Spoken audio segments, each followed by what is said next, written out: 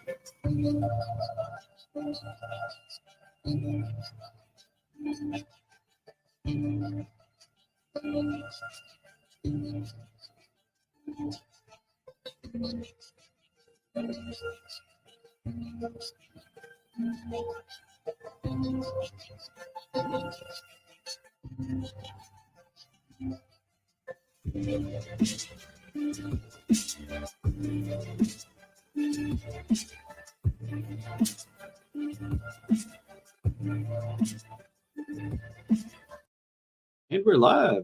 Hey, David, what's up? Hey, we made it. So, what we're doing today is we're in the politics Discord server with a bunch of lovely folks who have already joined us. And you can use the feature where you can raise your hand.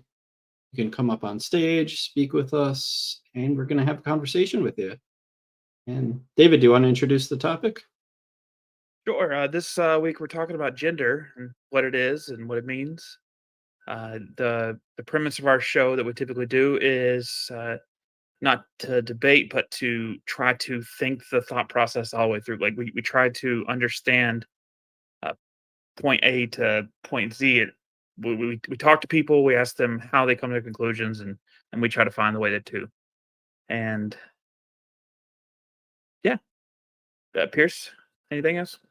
Yeah, that pretty much took the words right out of my mouth, David. Yeah, we try to have these conversations. We try to get the whole picture. We try to get a really good understanding of where you're coming from, how you got there, and yeah, that's pretty much it, right? Yeah. Let's just see what the room feels like. Let's roll somebody up. All right, Let's go for let's it. let's let's get someone up here. Hello. Hello, hello. Did my mic work? Everything good? Yeah, Yeah. sounding good. Thank you, guys. How are you? Dandy Doing like pretty candy. good. That's nice. That's nice. I mean, like I think about this topic. Like I had like few times like conversation even on the server about it, and to be honest, with all respect, I think for me, who it's like from like how to say like eastern part of the world, Mm. like the question what is gender, it's like really weird, because like for me and like my kind of understanding of that, it's like I think the answer it's like really clear, like it's kind of how to say that in English, it's refers to like the characteristic of the like males and the females, and like what like the guys have and what the like like women's have, that's kind of my perspective on it. Hmm. Can you think of any instance where there would be a uh, separate word needed? I'm sorry, can you kind of like explain what like my English is like really bad, like and my vocabulary is limited, so Sure, sure. And my English is bad and it's my first language, so it's understandable. no, it's okay. Um, so you've got body parts, you've got like characteristics in that regard. Is there anything that we consider a part of gender that is not just the physical parts to you, like in your experience in the Eastern world? I mean, yes, the genes. The it's probably like the genes, the things what is like inside us, Like if we like gonna take out like the guys having like the penis and like females having the vagina, like only thing else like what we can like actually take it's the genes, not the genes. Like I mean, like I think it's the genes. And so, are you? I think the word that many people use for that is like a sex, like semi-sex, correct? Me probably, yeah. I mean, like, yeah, can be that. What's your best guess of what people are using gender for in a different way? Like, to be honest, I don't know. Like, like when I'm looking, like especially like what is happening on the West, the people like constantly, like using word gender, to affirm somebody like who want to people who, like, who don't know like what they are, the people like, I don't, again, like with all respect, but like with people who kind of having like mental problems, and they don't know what are they, like male or they are female, and like, that's like why they're using like that word, the gender. I'm sorry, that's best I can explain with my English. I see. I'll have to shock. Just just a number of pathways to go with this. Just trying to make your questions count. I Pierce, did you would want to? wonder, yeah, Killa, like, Yes, sir. if you could be like extremely over generously charitable to somebody who Yeah. thinks gender might be something other than sex, what would that argument look like? What would they say if you were like extremely charitable? Uh, I'm sorry. Can you refer to the question again, please? Sure. Like, maybe rephrase it a little bit. Like, if someone, Repeat, yes. you were to talk to someone who thought gender was something other than sex, what Okay. is the most the most convincing thing they could say? Oof. That's a good question. Like, to be honest, I don't know.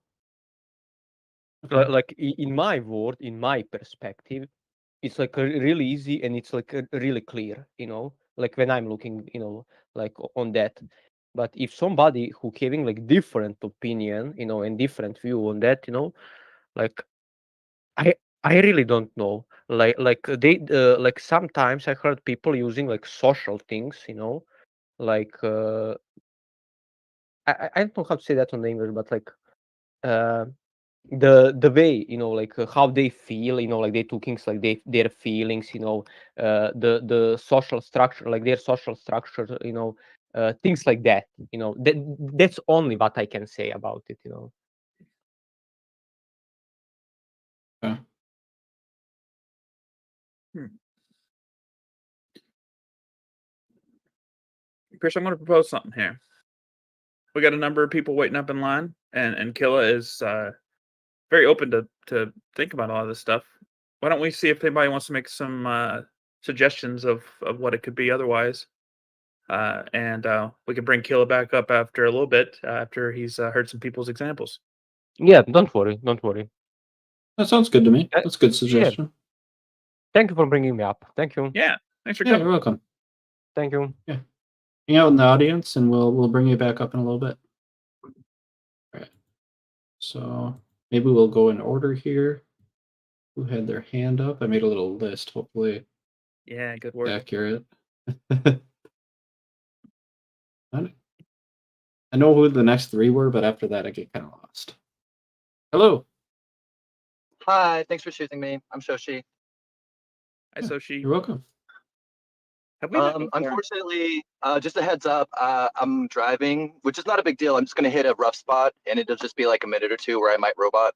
It won't take that Oh, long. Hopefully, it's not too bad. But yeah, do you want me to start, or do you want to ask a question? Thank you for having me. Oh my gosh, so excited. Yeah. Um. Well, I mean, what's your initial thought whenever you see the title, you hear the show, and uh, what are you thinking? Oh yeah, okay. What is gender? Well, I definitely want to say off the bat that I don't think gender is sex. And then social construct. That word is used a lot for gender. I think that gender and sex can be used interchangeably depending on the context. You just fit the person means, whether they're talking about their body, their biology, or their personhood or their personality, or their sense of who they are as a person.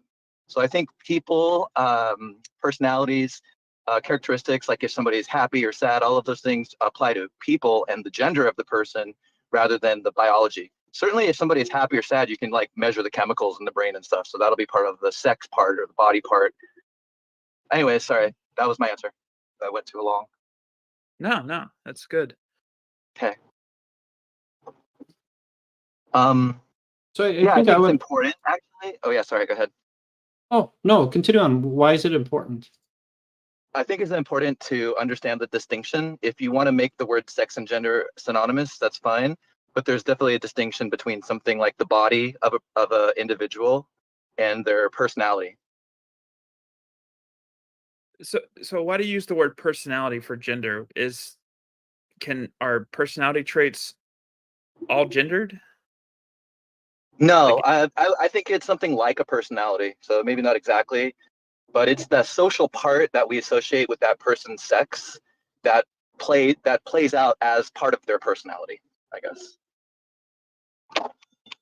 hmm. Yeah. Is, are certain personality traits like more likely to be one gender or the other? Is that kind of what you're saying? I don't know if I understand. Sure. Here's that part where I might robot. But I think that there are some personality traits that will be associated more highly with, let's say, men than women. Probably something like aggression will be associated, like an aggressive personality. I guess not exactly aggression, but an aggressive personality might be associated with a man more so than with a woman, something like that. Hmm. Hmm. And then maybe another word like uh, more socially cooperative would be for women. So the associations I think will be higher. Not to say that men can't be socially, emotionally intelligent, and that women can't be aggressive. But to answer your question, I think there are associations and connotations with male and female, men and women with characteristics like personality traits, for sure. Where do you think these differences come from? So the society that you live in, we're given like cues about gender in our youth, in our infancy, and into our toddlerhood, and then through our youth, it expands. Kind of like um, there's like a psychological theory of development. Vygotsky and Piaget are like psychologists that focus on childhood psychology, and there is reference to I think it's Vygotsky that more references gender and sex schemas. I might have that confused. It might be Piaget, but one of those guys talks about the schema of gender. The schema being like basically the framework that we associate these gendered patterns of society.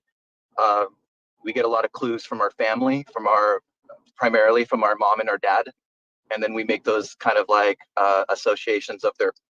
I mean, I'll just use the word personality. Like if we want to like do that, parse that more, I'm happy to. But just we associate parts of the characteristics of that person or their personality in reference to gender, associating also like things like dad has long hair, or dad has short hair, mom has long hair, stuff like that. Mom has a speech pattern, dad has a speech pattern. So all those patterns get sorted into a gender schema by us as we develop psychologically. Hmm.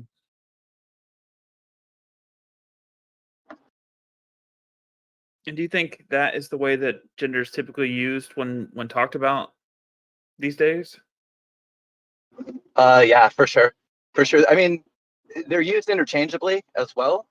I think that part of the language is still like fine. And then there are other situations where gender and sex are separated in the way that I described earlier, where sex is more biological and gender is a more social construct. I'm wondering how useful using the word gender to describe kind of like these characteristics, these traits, personality. Like, is that a useful way to describe how someone is? Yeah, I think so. It could describe well how someone is. I guess I don't know. Maybe I might want to implore what you mean a little bit more by that. But the word itself can be useful. It could have some kind of utility in a situation like, hey, that woman at the bar, give her the money or whatever. Give that man at the bar money, something like that. Would that be a description of their appearance or something more than that in that example? Yeah, exactly. I think gender definitely is appearance as well. So if you see Okay. a person at the bar with long hair wearing a long, like a dress, and then you say, hey, my friend is waiting at the bar. She has a long red dress on. It's the woman at the bar. And you look at the bar and there is a person with long hair and a long red dress. And then you go, oh, that's the woman that so-and-so is talking about. The schema is like related to how we describe people. So like, oh, there's the person with long hair, or there's the woman, or there's the person with the red dress. There are ways to identify that person that we're looking for. So that's the utility part I think that gender can provide to, sentences stuff. Is the appearance or the schema, is there one that has like more weight to the term, or do they have equal weight? Or The schema, I think they're different categories. So the schema is like the epistemology part, and then the reference part is sorry, not the reference, but now I'm talking about the Frege's, Gottlieb Frege's linguistic theory. I use terms sense and reference. The reference is the person, the woman or the man, and then the sense of that is more pictorial. So your sense of a woman is pictorial oriented. Like you don't need the epistemology for that to identify things in society. So the word woman or man brings up a picture in your mind, and then you can even think further and rationally about that picture in your mind. That's where the epistemology part comes into play and is connected to that.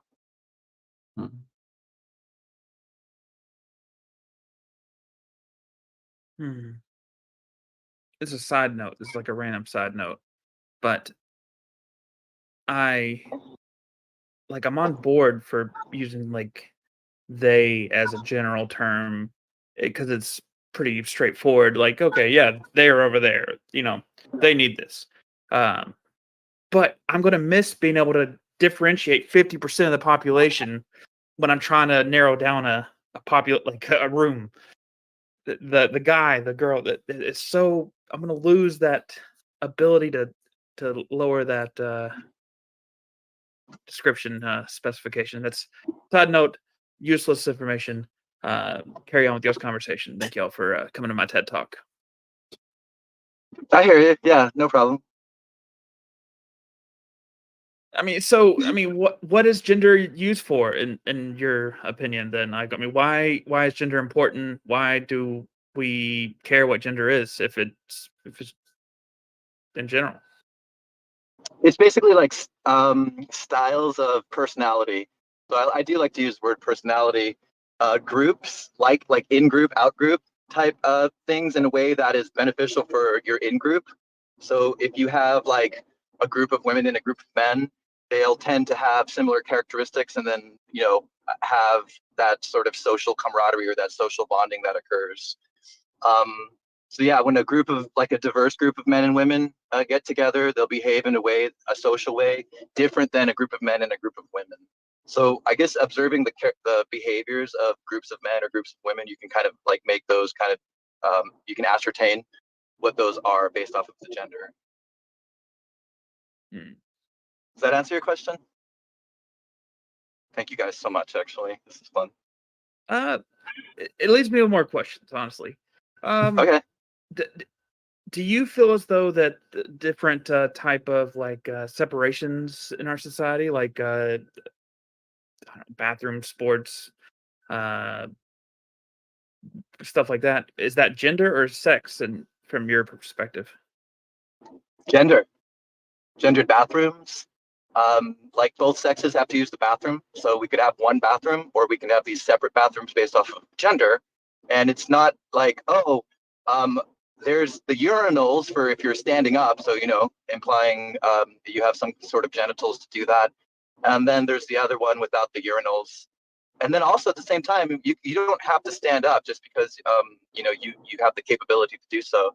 So there's sort of like this arbitrariness to it, but it's like a social convention, and at the same time, so that I think it's sort of like you don't really need to have gendered bathrooms. You have all gender bathrooms, and you just take care of business, and everybody takes care of business. So that's a gender thing, and then the sports thing is also gender. Um, like there is a biological component, right? Because there's basically abilities that we, I guess, assess for sports. But when it comes to men and women's sports, it's definitely a gender thing based off the thing I said earlier about groups. So it's like trans men, a trans man might feel more comfortable with other men rather than being the only man with a bunch of women, that kind of thing.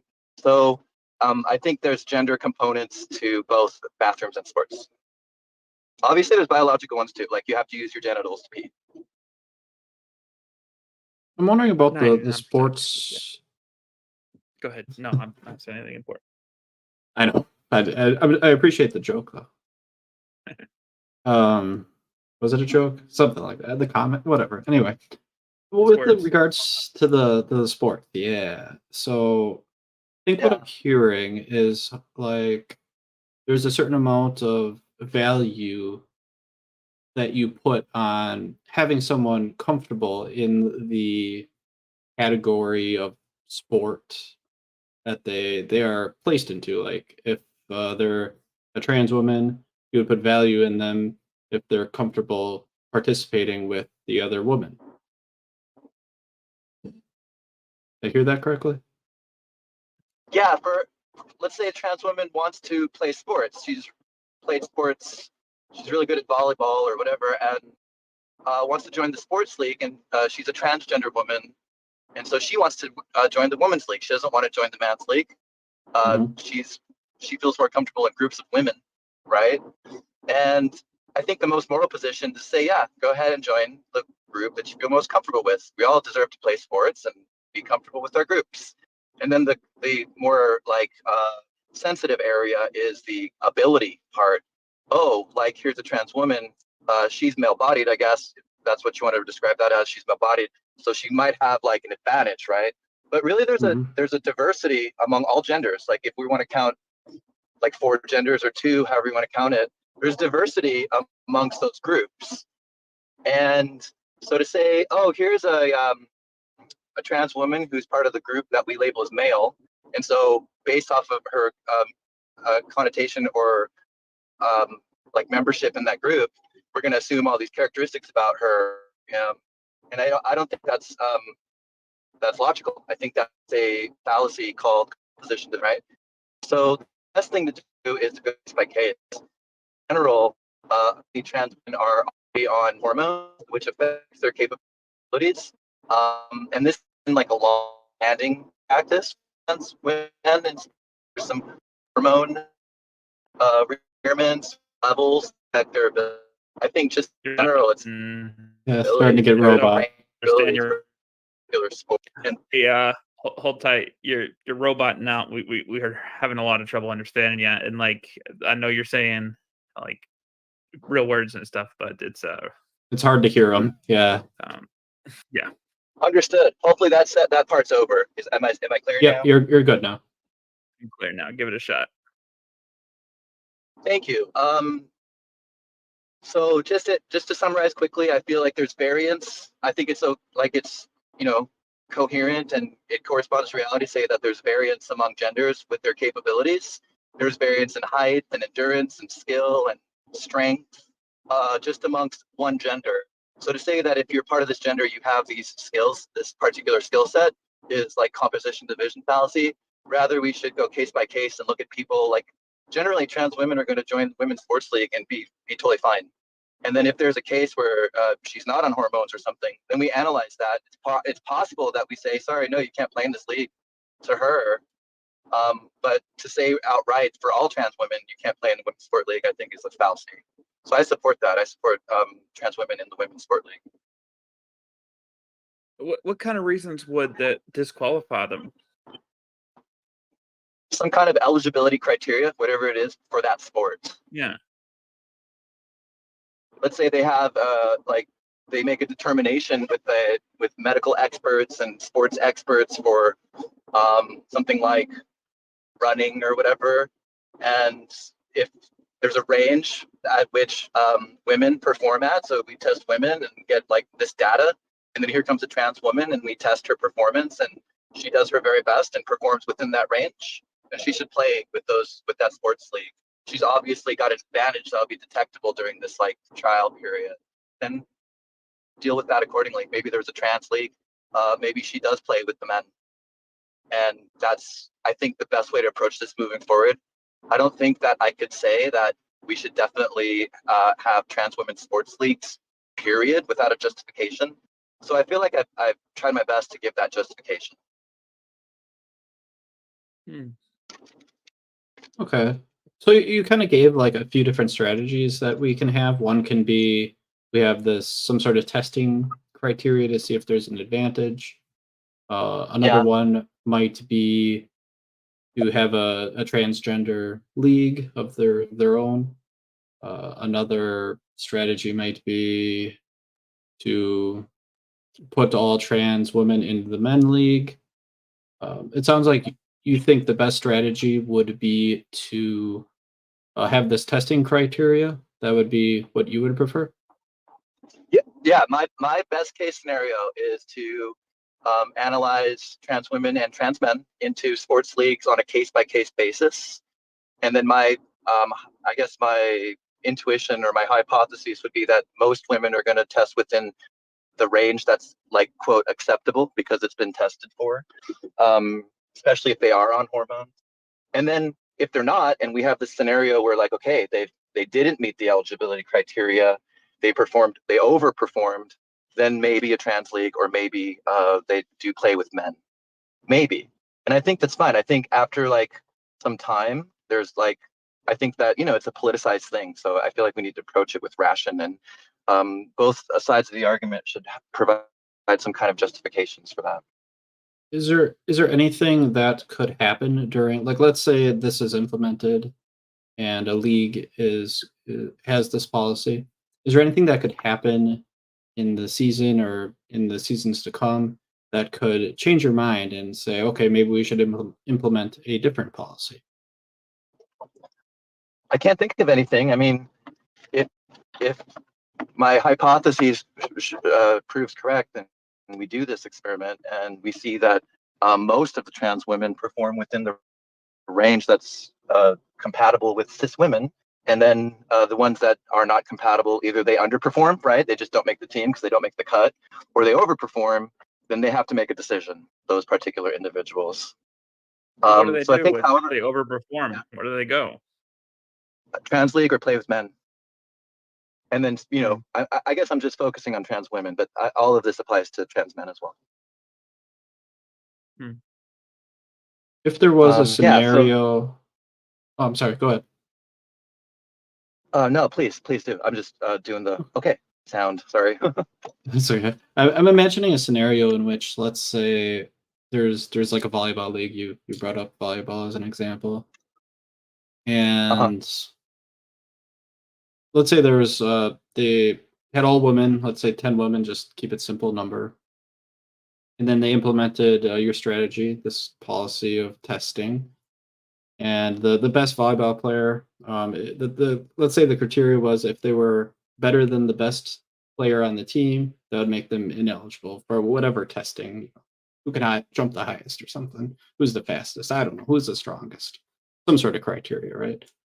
And They just sandbag the test. what's that? I'd just sandbag the test if it was me. I would just feel like, oh, I can't. Yeah, no, that I hear what you're saying. Yeah. No, I don't want that to happen. I want trans women to perform their very best, and if they perform really good and they can compete with men, I think that's okay. Like, I mean, hypothetically, right? Like, obviously not today. That would make a big thing. But when I was going to high school, there was a woman, like a cis woman, actually on the football team, and that was interesting because she tested. She could play. So Yeah. I don't think it's unheard of that you'll have a league as long as everyone's at the same level, right? And maybe you've played sports before, like casually with the girl on your team, and she was like kicking ass. I don't know. You know what I mean? Or you could have a female who's like 6'8" in high school. You know, they got some kind of crazy hormone thing, or they're just you know, it's Shaq's children, Shaq and that lady Uh-huh. who was in Game of Thrones. I don't know. They got together, had a big It's kid. sort of like there is a difference I learned recently between like something like an advantage, and then the second category would be like an obviously a huge advantage. So to have advantages like height like that is not it's not unheard of in sports. Like, yeah, there could be just a whole women's sport league, all cis women, and one of the women's super tall, and they have an advantage, but that's okay. That's what sports is all about. And then the other woman is fast, and then you put fast against tall and that kind of thing. But to have like a abnormally huge advantage, which is like totally obvious, I think that's a different category of advantage. I learned that recently. Hmm.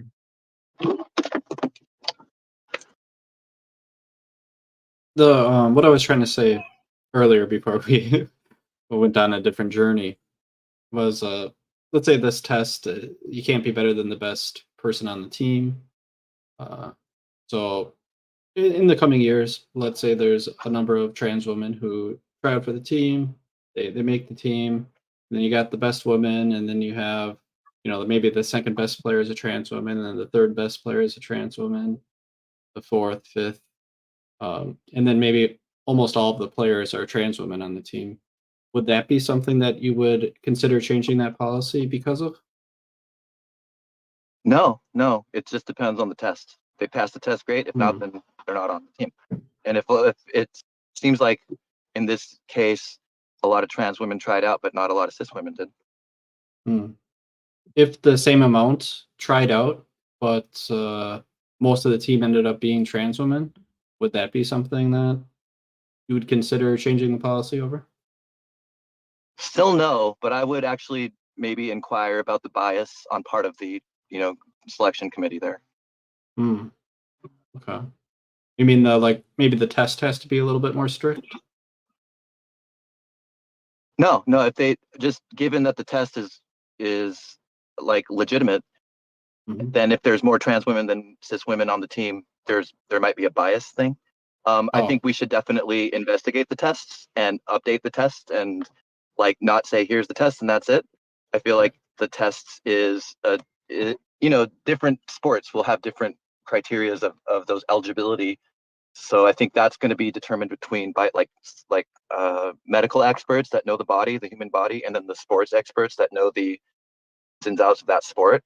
And then we should consistently monitor that and test that and scrutinize that with skepticism so that we ensure the best possible objective test. And it's basically, a range for cis women, and then you apply that same range to a trans woman and see how they do. okay. To me, that's the best way to you case by case, and you might not even need to do the test if she's out there on the team, and you ask your friend, hey, which woman is the trans woman, and you're looking at all the women, and they're all performing virtually equally with some with minor advantages, that kind of thing, then there might be no reason to do the test in the first place.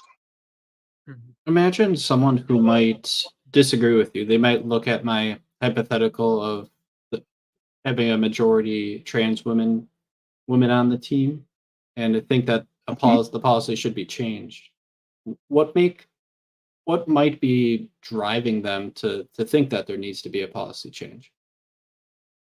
Well, I mean, I would try to be fair and ask them what they thought, but on my guess, I would say it's adherence to some status quo of the linguistic, which is weak in my perspective. Hmm.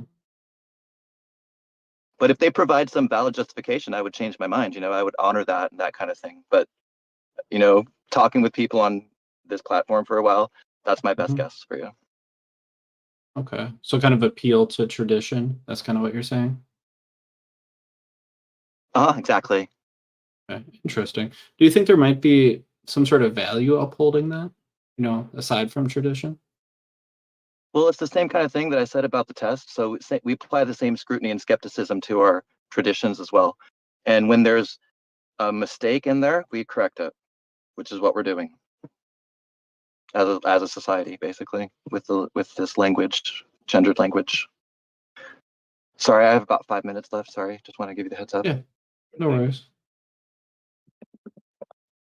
I'm not sure I understood when you said mistake, like we're correcting a mistake.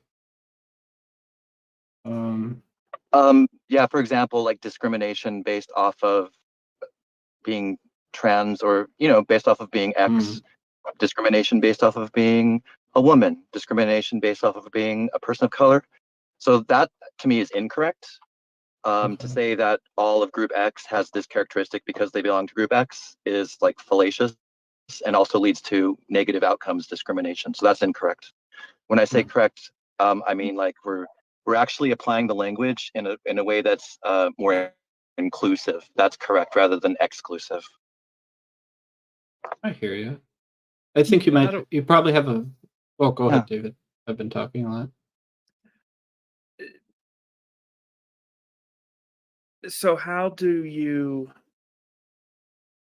It feels like we're saying that you you can't make the language so narrow, but you're also saying this is a specific group, and because they group themselves in this way, they are that thing. And so I'm trying to understand like how you determine someone's gender in this situation. Then, like, what does gender even mean? Oh, cool. Thanks. It's something I wanted to say right at the beginning, but I think what in this case what we're talking about is identity. So gender identity is really important in this conversation because I mean generally someone's now I'm talking about authenticity too. So it's not about a LARP or anything. It's just someone says, "Hey, I'm a woman." Cool. It's really that simple. So I defer down to the identity for their gender. I'm a man. Okay, cool. No matter what their body looks like or what they sound like or anything. So I've actually done like a lot of reading and theory, and I think that's just like a heuristic at this point for me. Is oh, you say you're this, and I feel it feels authentic. Cool, that's what I will call you. Um, Maybe next time we can get more into that, but I think the identity part is really important to honor and recognize. It is something that we practice already, so it's based off of a courtesy ethic that we already practice, and now we're just including trans people within that practice. And so that to me is the correction.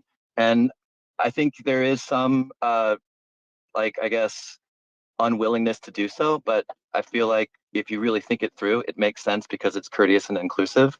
And those who are kicking and screaming against that, I hope that they don't get too upset about it and figure out a way to bring logic to the equation and figure out what they need to do in their social situations.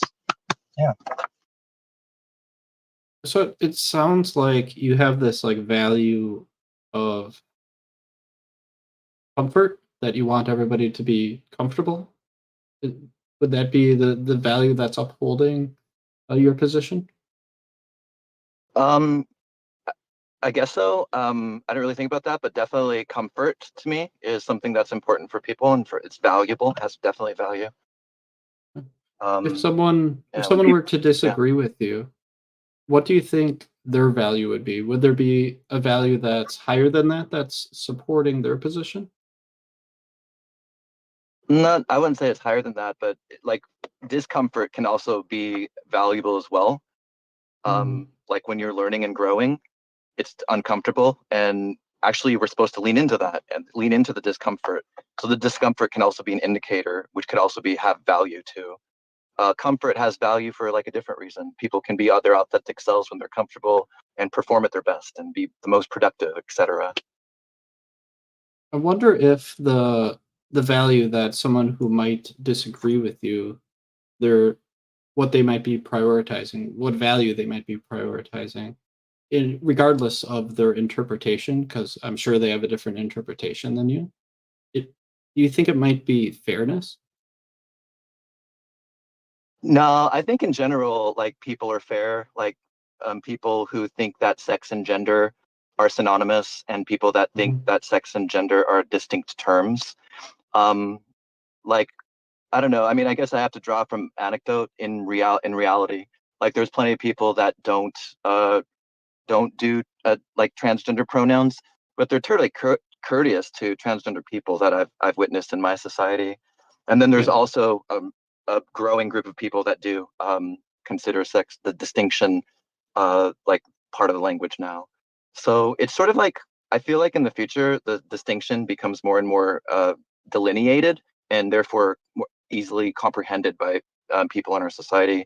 So that's my hypothesis. Over time, trans women will be just considered women, and non-binary people, though the they them thing may or may not survive. But I just feel like trans women or women is becoming a proposition that's more coherent and more true for more people over time.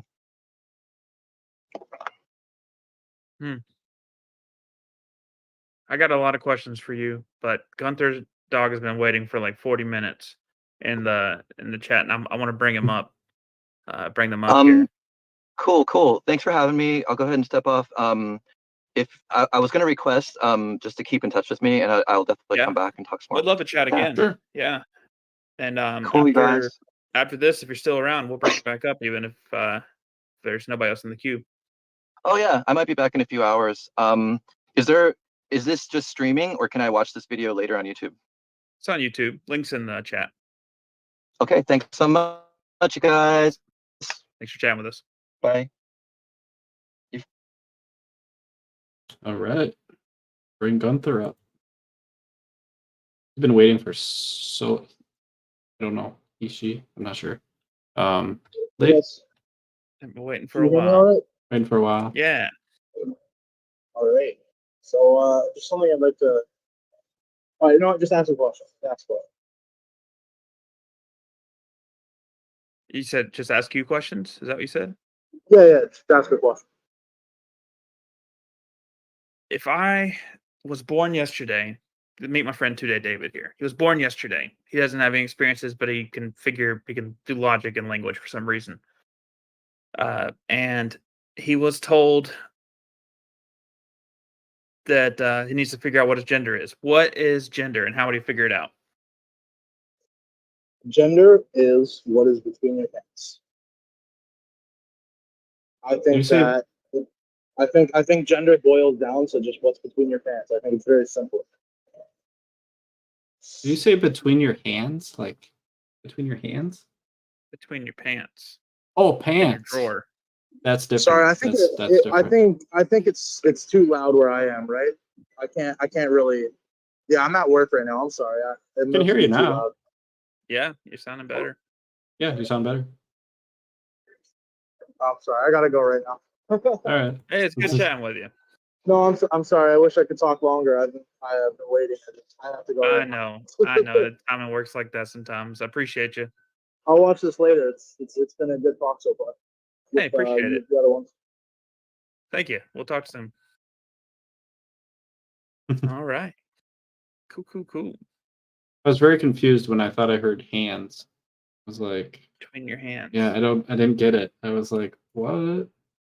I mean, I'm sure you can interpret that in some way, but I mean, I thought the word was legs, and I was like, how am I mishearing that? Like, I don't know. mhm. If anyone else does want to come up in chat, you have to raise your hand so we know you're interested. Then we'll bring you up. Honestly, I'm excited to talk about this topic because I feel like a lot of times that this is such a heated topic that people more or less want the other people to lose more than to actual understand each other. And Mm-hmm. like, I just feel like everybody gets distracted trying to talk about gender and all these things, and it becomes usually a peeing race, as they say, pissing contest. I don't know, something.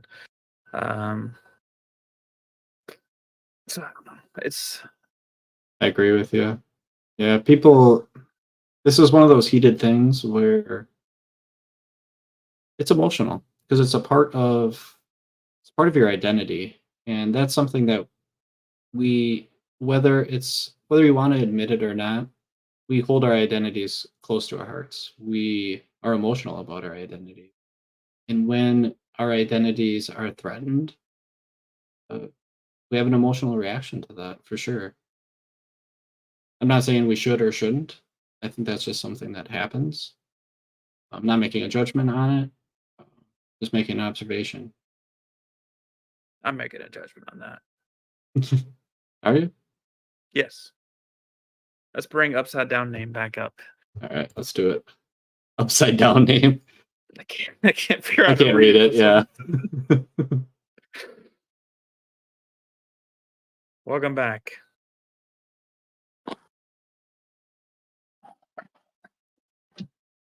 You there? Can you hear us? Hello. Yeah, I'm here. I can hear you.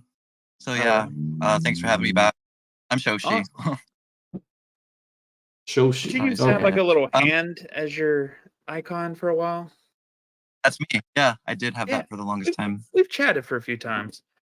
Now Oh, that I you think. mention it. Yeah.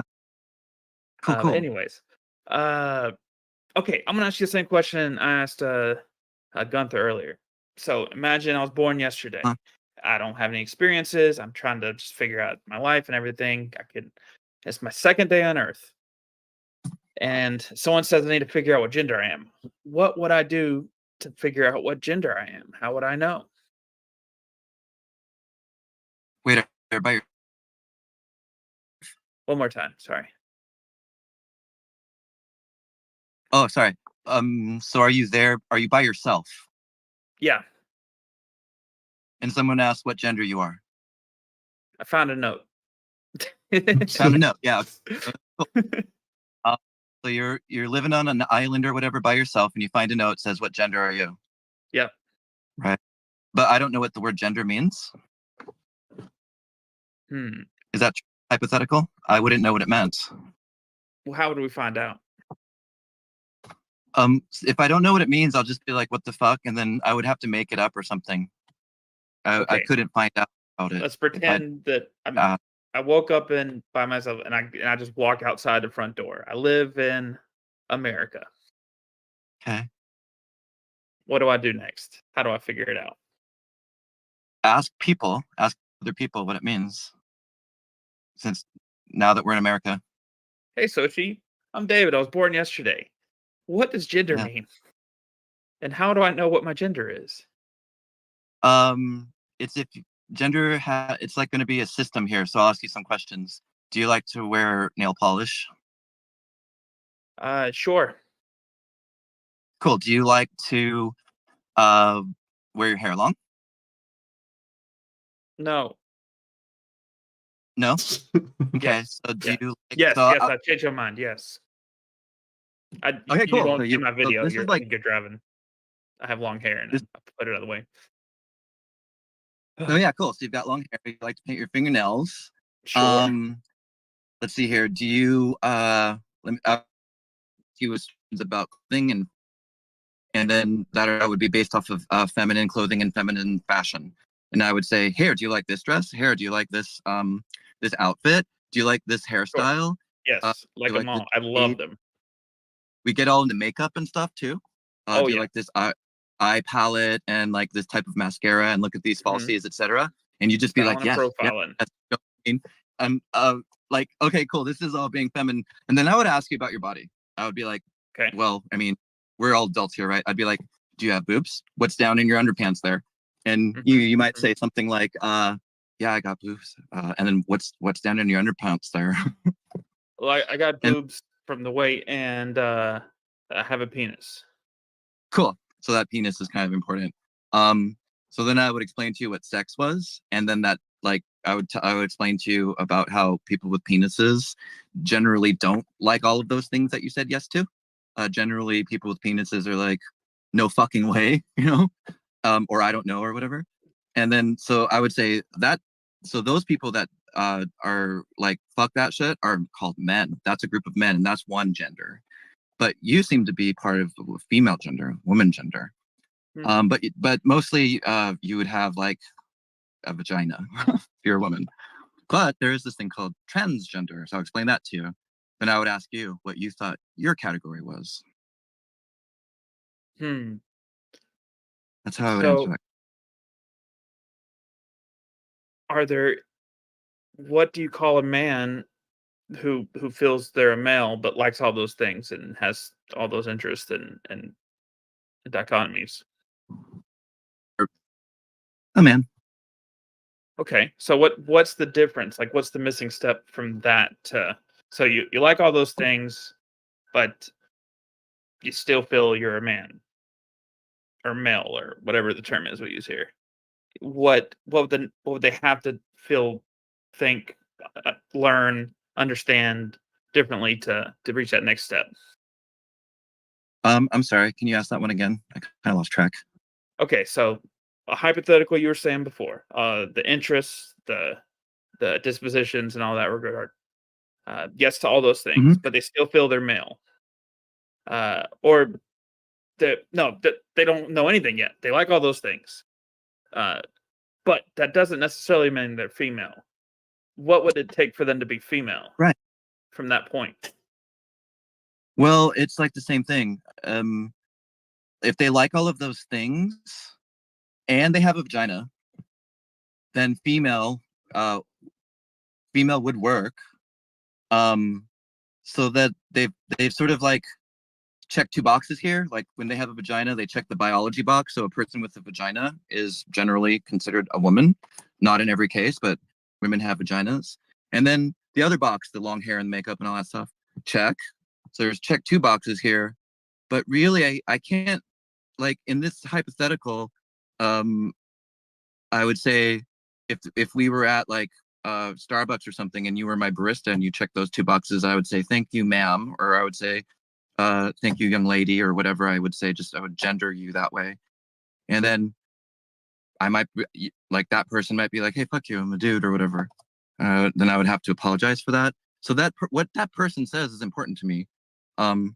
So what you say is important to me. I would be like, oh, let me explain to you as much as I can about what gender is. Now you fill in the missing piece of what you want yourself to be.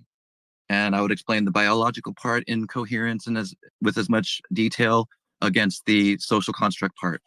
And also I would go into it maybe a little bit deeper, but just I guess I would leave it at that right now.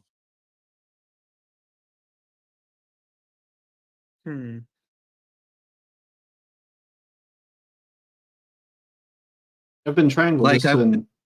Oh, go ahead.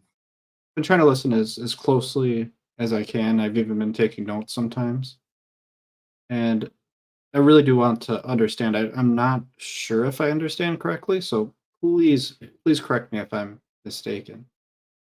But it sounds like you're saying that really the most important factor when it comes to determining what someone's gender is just what they say, what gender they feel they are. Is that right? Basically, that's correct. Yes. Okay. Now that's when I say I just defer to the identity. I have done a lot of like research into that, so I can just use that as my justification now. But I'm happy to expand on it, I guess. Come on.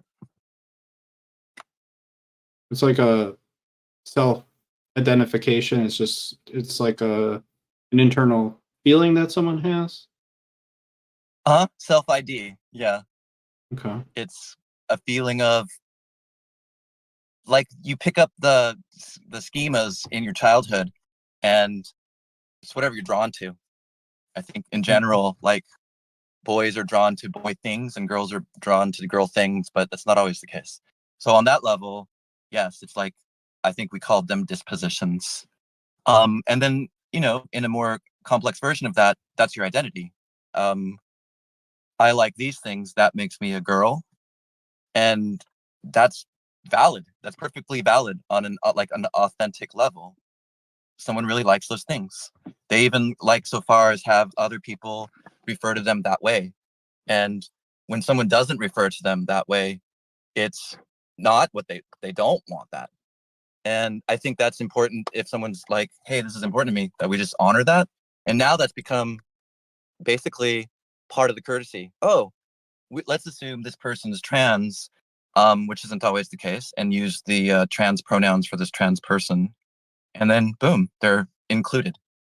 And then if they don't want to be, if they're still like, hey, no, I'm a femboy, I'm lady boy, then they'll tell you. I think that's fine too. Sorry about that. So it sounds like these I don't know, I forgot the word you used. I think think you said schema. Yeah. Anyway, yeah, it sounds like there's not a very high importance on those things and what like types of things this person prefers. It seems like it's more of just how they identify regardless of all those things. I'm sorry, I didn't track that part. Can you summarize that? Yeah, like like let's say I got my friend Fred, and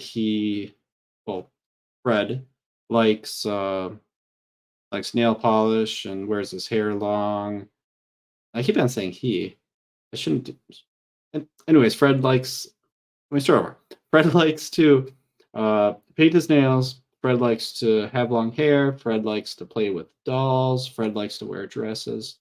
Fred likes all these things. But Fred says, "Hey, I'm a dude. I What time did you get am." home?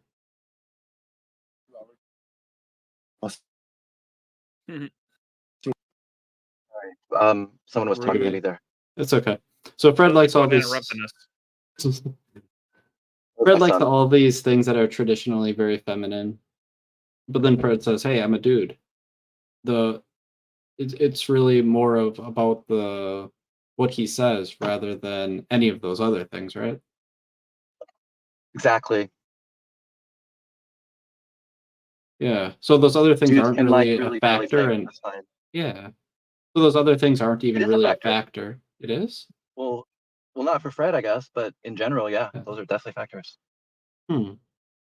Like, you mean like it's a factor in how Fred might make that determination, or how others see Exactly. him, or just for Fred? Like, hmm okay. I think Yeah, I it's understand like that.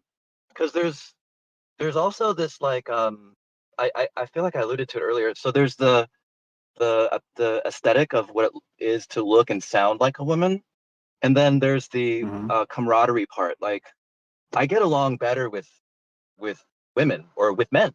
So Fred's like, hey, yeah, I like nail polish and grow my hair long, and like sometimes people are like, give this woman her change back or whatever, and I get mistaken, but I'm still a dude because I like to hang out with dudes, that kind of thing. I feel like that's important too. Like, and Mhm. Fred's friends are like, holy shit, Fred, what the fuck? What happened to you? Whatever. Fred's like, shut up, or whatever. So that's the third factor. So I feel like there are definitely femboy type people that are super femme, but they still consider themselves men because they socialize with men. Even That's just outside of one that, factor. even if Fred Yeah. socializes with only women, like he doesn't even have any dude friends, can he still say that he's a dude? Is that still that still makes him If he says so, yeah. male? It's sort of Okay. like there's these patterns here that I would be like, hey, yeah, it's sort of like there's these patterns that I would say, oh, if this person checks boxes 1 and 2, they're probably women. They're probably going to identify as a woman. And if they don't, then I go, huh, and I just change. It's just sort of like perplexing. But whatever justifications Fred has, I would have to ask Fred to provide them, or I wouldn't care. I would just be, then I don't really care. I actually had a friend who was a cis woman, but was like, my pronouns are he, him, and didn't really like check boxes 1 or 2. And then it was just like a thing for a little while, and we all called them him. And I don't know what happened to him actually. What happened to him? They're still my friends on Instagram, but it's sort of like they don't really change up their look, their aesthetic. So I don't know what that's all about. But I'll just call him him. Yeah. And that's rare. He's like the only guy that's like that I know. But I think people are kind of like can be like that sometimes. Does this framework apply to other social constructs like uh, age or race or like culture? Like, could you say like I hang out with mostly 70-year-olds and I play bingo and I wear my pants up to my waist, like under my chest here, and identify pretty much in all ways as a 70-year-old. Yeah. Does the framework still work in that regard? Yeah, I think so, because there's something that's going to be like when it comes to age, there's a social construct, and then there's a ontological part. I like to use that word better because it's time based. So someone's on Earth for 70 years, that's a fact. And someone's on Earth for 30 years, that's a fact. You can't change that. Same with trans people. Like someone's born with a particular genital, that's a fact. The other genital, that's a fact. So there's correlation there. But then the social construct part, that makes sense too. Someone has a mentality of age 70, and they happen to hang out with people age 70, and it's all coherent and everything. They reference the same pop culture references, they use the same slang, etc. Yeah, that person's 70 years old, right? I mean, if they like, it's not a phenomena in the age part, like, hey, I identify as 70, you need to call me 70. I guess we'll cross that bridge when we get there, but I would be like, have no problem with that. Or like if somebody was raised in another country, predominantly around a race that is very contrasting in a lot of ways to their own in some way. I don't know, just very noticeably different. And they take on the culture. They only hang out with people who are like that, and they feel as though they are that race. Do you think that's something that could be honored in that same framework? Yeah. In the sense that, like, and it's a similar thing too. Like, to be like in the U.S., we have Black culture. Well, one of the criteria for belonging to Black culture is actually being Black, and so there's Black is not like literally Black. It's there, but noticeably a different pigmentation of the skin, right? And then specifically more African American Black culture, because lots of different ethnicities have really dark skin too. I'm Filipino. A lot of my relatives are like basically Black, that same color. Mm-hmm. So yeah, if you want to be part of Black culture, like one of the prerequisites is that you are ontologically or racially or biologically Black. So at the same time, that it's a culture. So let's say that you are adopted white baby in that culture. You're going to have some connection to Black culture.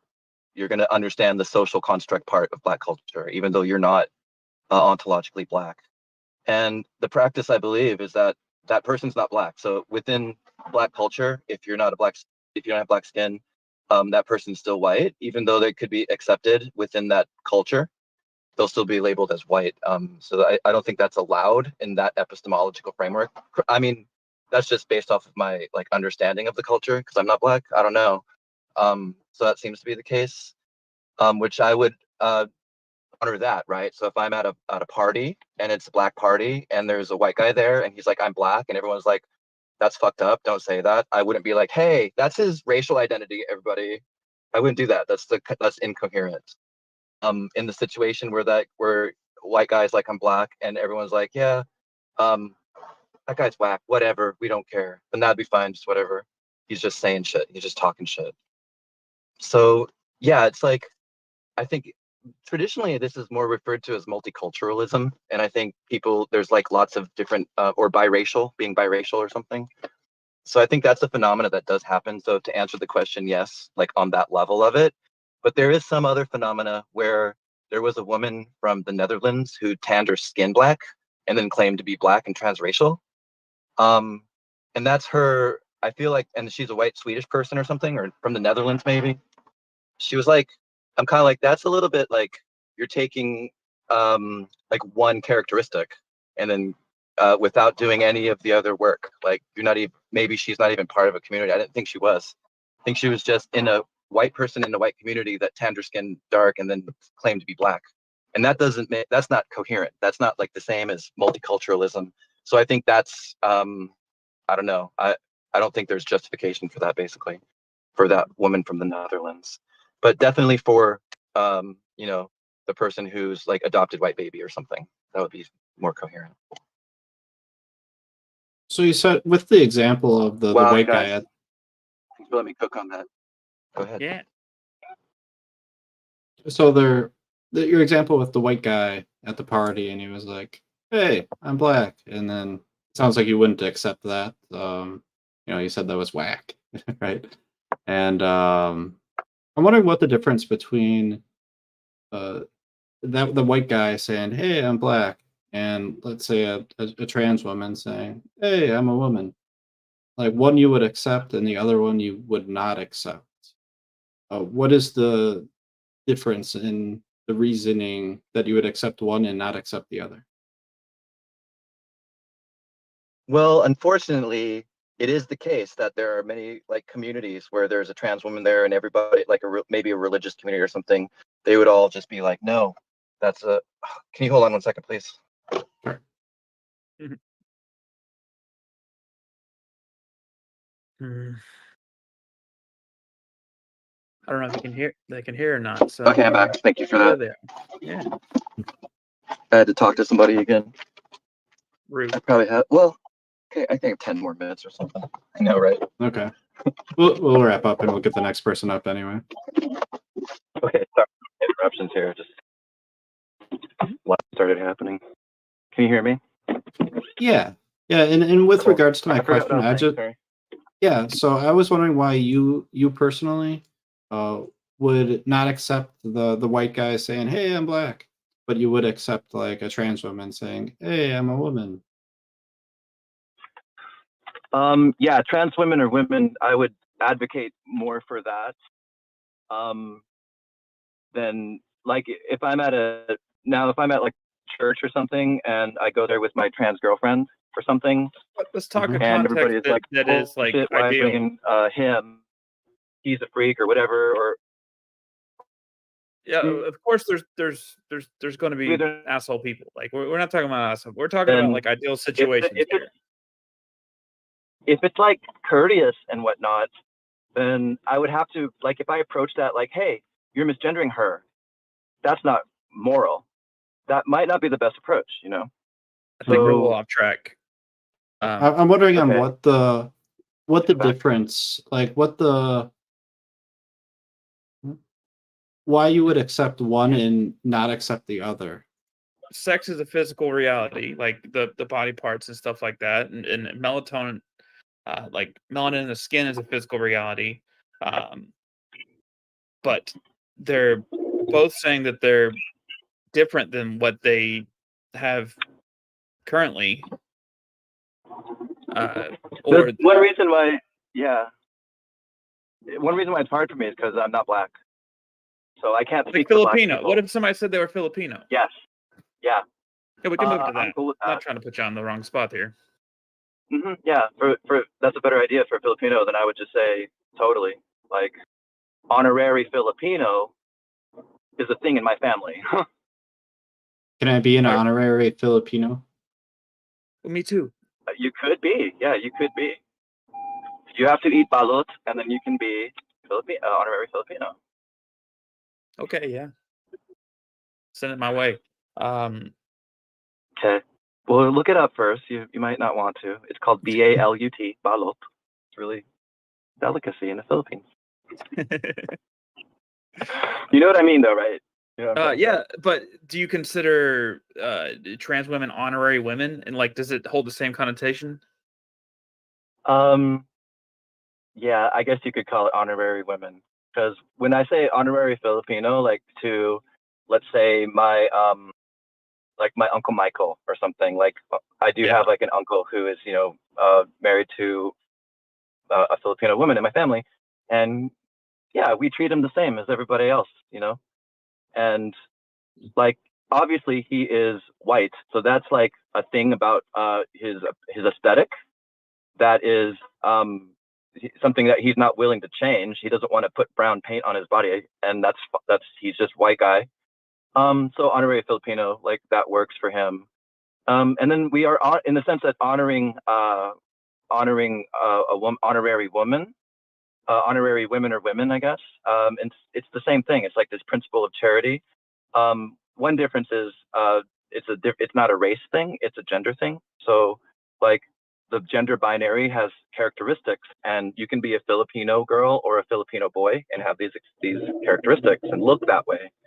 So trans people are like definitely willing to change their aesthetic. That's part of being trans. Part of the, like, I guess, gender dysphoria, euphoria thing. But for race, it's we just don't handle it the same. That's kind of what I'm trying to say. Could your uncle Mike apply for a government document that said he was Filipino? No, he's American citizen, so no, I don't think you can just get that. You have to maybe But like live there under for his a while. race, like to have his race Yeah. listed as Filipino. No, you would just have to have that as white race, I guess. Do you get the question I'm asking there? Like, Like, could Right, he and I would mark still say Hispanic? there's definitely categorical differences between race and gender.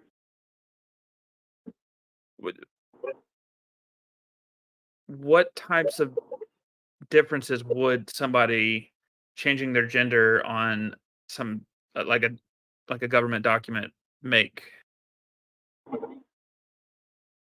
For race, and so if the person's like in like Filipino culture, and they do dye their hair darker and wear brown skin and call themselves Filipino, there might be some arguments that the government should recognize and they're authentic about it. In that scenario, that would be, I guess, congruent with the logic for trans women. But, just on the surface, just prima facie, you can almost like detect that the categories are different because we're not willing to do that. We are willing to do that for gender, but we're not willing to do that for race because of the connotations, because of the way that it plays out culturally and that kind of thing. So there's like big differences there that I'm basing my reasoning on.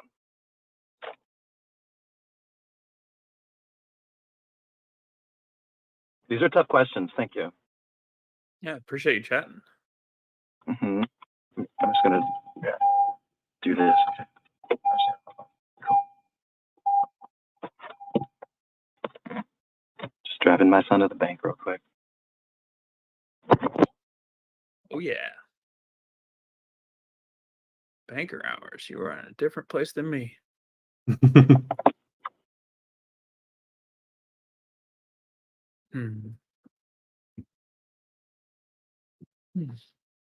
There was actually had another like member of the family that was sort of like, Michael's not a Filipino. Like, fuck that guy. That kind of thing. A little bit racist against white people. Whoa, in my that's too family. far. Mike's a good guy. Come on. Mike is a good guy. Like he was like, I don't know. It was a little weird, but I just brought that up because like, well, that's kind of part of the conversation, I guess. Yeah, my uncle's a good guy. You guys, come on, leave him alone.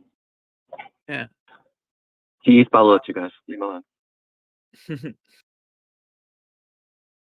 Okay.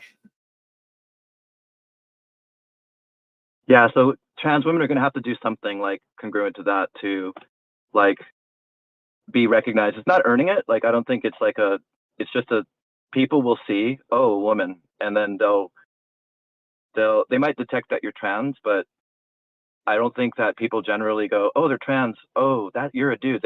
It's discourteous to do that. So like, oh, okay, they just sort of accept it, or they've already accepted it and they go with that. Or they might not accept it, but they will say your name and they will avoid like any gendering, or they might just misgender you. But knowing that they're protected by this courtesy situation in that sense. So there's like some things trans women have to do in these situations. Not every society is going to accept the sex gender distinction. So like either we accept that. Oh yeah, go ahead. So we have a general disposition of just accepting people being different or like presenting in the way they want to present, grouping as they want to group. Is there anything about being trans in this case that changes your like official categories or like permissions or things like that. Is that an understandable question? Um, Is there I think anything? so. First, let me ask. First, is there anything in your worldview that is specific to sex that is like like a protected class of sorts? Like, I don't know. Well, I think that there are like group dynamics, and then there's a larger group dynamic. So like small group dynamic, large group dynamic. In the small group, let's say that there is a spa that is women only spa, women only, and spa is a really good business, a lot of clientele, and it's discovered, or one day a trans woman's there, and like there's the small group part. This particular spa, they're kind of conservative, and everybody's like, "This sucks that trans women's here. I feel uncomfortable." But also at the same time, there's a law. There's like a law that she has a right to go there. Now the trans woman has to make a decision. Does she want to go enforce her rights and just be like, no, despite the obvious discomfort, or will she go, okay, I'll go down the street? So Okay, that's the choice. let me ask you first. Do you feel in your worldview that there are any places that should have specific sex only separation? I really scenarios? can't think of anything. I can't really think of anything other than the small group situation, where let's say there's a therapy support group and it's about rape survivors, and it's all cis women, and a trans woman comes in and she's really tall and triggers her. Same thing, she'll have to decide. And there is some responsibility on this woman to control her triggers, but in that situation, she's triggered. So it might be courteous for her to walk out of the room for a minute, you know, and give that other person some space in the therapy. She's going to have to decide on that. And like, if there's a policy in place that trans women are allowed there, the cis woman who's triggered, that's information that she needs to comprehend about that situation, right? So it's just dependent, context dependent for small group. And then the large group one is, I think, dictated by law. So that's where, like, I don't think that it should be mandated by law that we police the language. I think that's ridiculous. But at some point, the language will evolve and it become like the de facto situation. And I don't think we're there yet. I don't think we can tell if, like, for example, pronoun usage is a facet of our language now. It's just in use, but we'll see if it becomes more permanent. How do you judge which value is to consider whenever you've got the small group and one person's triggered by the potential risk that they perceive, or the reminding of risk or potential risk, Yeah. versus the person who might feel ostracized? How do you decide which value is more important in that situation? The small group will decide. It's going to be up to them, and whatever they decide, like if I was the person there and I wanted to be like, hey, I have my right to be here in this therapy support group. I signed up, I'm following the rules, and there is the one person who's triggered by me, and then the other women are like, hey, look, Shoshi, she's triggered, come on. That's the small group consensus. I would honor that, you know, or I would be like, well, what's my other option, right? Try to put my foot down. But let's say the other women in the group are like, to the cis woman, the other women are like, hey, come on. One of the other women takes her aside and tries to console her, and they say, hey, Shoshi, you're fine, don't leave, we're going to work this out. I would go with the consensus there, right?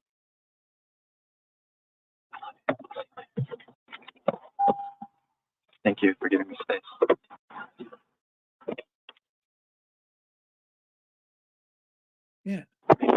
Yeah, kids are important. He's a good kid. That's awesome. He was listening this whole time. He really comprehends this stuff. We talk about it too. How old is your kid, roughly, if you don't want to be specific? No worries. He's 18. 18. Okay. Yeah. Mhm. Cool. Yeah. Sure, they think about a lot of this stuff. Boy, my son. Mhm. Love my son. Thank you for. I have a few more minutes, guys. This is awesome. Thank you for this opportunity. Yeah. Yeah, I'm gonna ask you just a few more questions, and then you can Pierce got anything. You can shoot back any questions you have. Um, shoot. Okay. If there are scenarios at which you're saying that it's really just kind of the group consistence, but there's no sort of I hate to use the word objective, but something more substantial, a reason that there would be any distinction. But you can think of situations in which you would want only one sex as just a personal preference. You're saying that you could have it as a personal preference based on a small group, but you couldn't have it as policy. Is that what you're saying? I think that's right. Yeah. I mean, it could be policy. It just depends on what the large group wants. And then on a moral stance, I would be like, it's going to be whatever the most freedom is for a person, that kind of thing.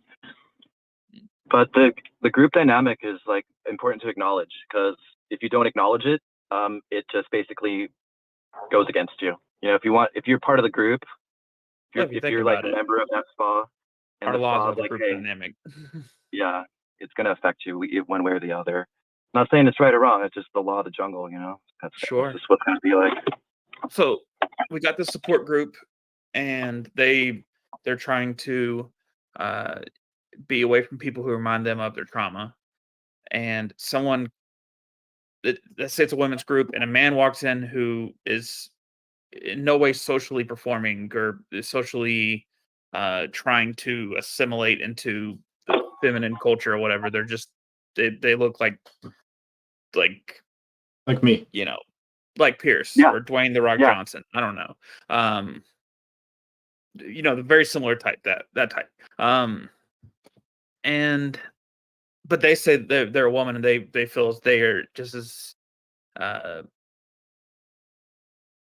they have just as much right to be there as anyone else. Do you feel as Yeah. though that is I guess the hard line is because, like, me personally, I think that 99% of the time, or at least like 95% of the time, most people are just trying to live their life. They're just trying to fit in where they fit in and be who they feel like they want to be. But there are the exceptions of people who could abuse the system of like self-reporting. It's like, how do you if there is a situation in which they're trying to have something specific, someone could just say and not do the other things too. And I guess that's the hard part, is that you can't. I'm actually going to say the exact same thing. It's the group consensus. Like, if the group's Yeah. like, holy shit, there's a dude in here. Sorry, no men allowed. And the person that looks like Pierce or like The Rock is like, I'm a woman, I'm trans. And the admin is like, oh shit, looks at their ID, it says female on it or whatever. It's the women in the establishment are gonna like be like, you know, not triggered. They'd be like, this is a no men allowed policy. This is a violation of policy. They would be justified in their anger in this situation. And then like I would advise that man to be like, dude, you just should go. Like, look at everybody's like upset here. They're gonna let you in, but it's not gonna be comfortable. Everyone's gonna be suspicious of you. You have to do something to transition. You have to do something to match category A, category B, or people in society like are gonna see you in category A, category B of man. Or I might say something like, that's what you're doing right now. You're in category A, category B of man. And I was saying like biological, like you have a beard or whatever. And then like the social part, like you're like, what's up, ladies? You're just like acting like a dude or whatever. And I'm actually trans. You're like, you know what I mean? Like you're just kind of like fucking with it. Then they're going to get that vibe. And it's not going to be pleasant for anybody. They'll probably leave. If the admin's like, you can stay, they'll probably all leave. So You know, it's like, just don't. I would be like, bro, you know, don't do that. But what criteria do we require of somebody to change their ID to self ID and to be reported in like a school system or something like that? I mean, what's the minimum requirement to be considered trans? Well, self ID, but remember, it's an authentic self ID, so you can analyze for that. If someone's like all of this, like doing it for a particular purpose to go spy on women at the spa, probably you can pick up on that when they're doing that, and like that's fucked up, right? Well, But if let's say someone's you're at like, the office, like you're yeah, at the DMV or wherever you go to change that. Like, how do you know that when they're filling out the forms? I mean, you can't put a questionnaire on the form to say, "Are you a pervert?" or something. You know, something heinous. Like again, these are the outlier, stupid people. mhm. Yeah, for someone to go get an ID, to like pretend to be trans to get an ID so that they can go to the spa, is like highly immoral.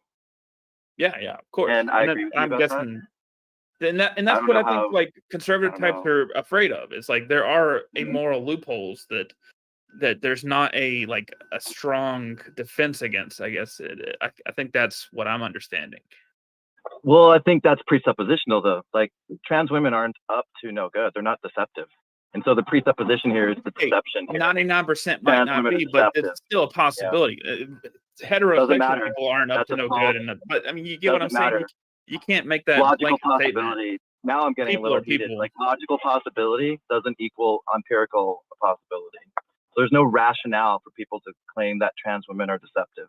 That's the Not trans women in presupposition. general. No, Yeah. we're talking about a That's what I'm specific saying though. asshole. That Yeah. so that deception presupposition needs to go away. Like we can't have that anymore in society. That is like bigotry. It's fallacious, etc. Okay, let's pump the And brakes because that's important to me. like I've skipped something to give you that impression. Let's pump the brakes real quick. Okay. Okay. So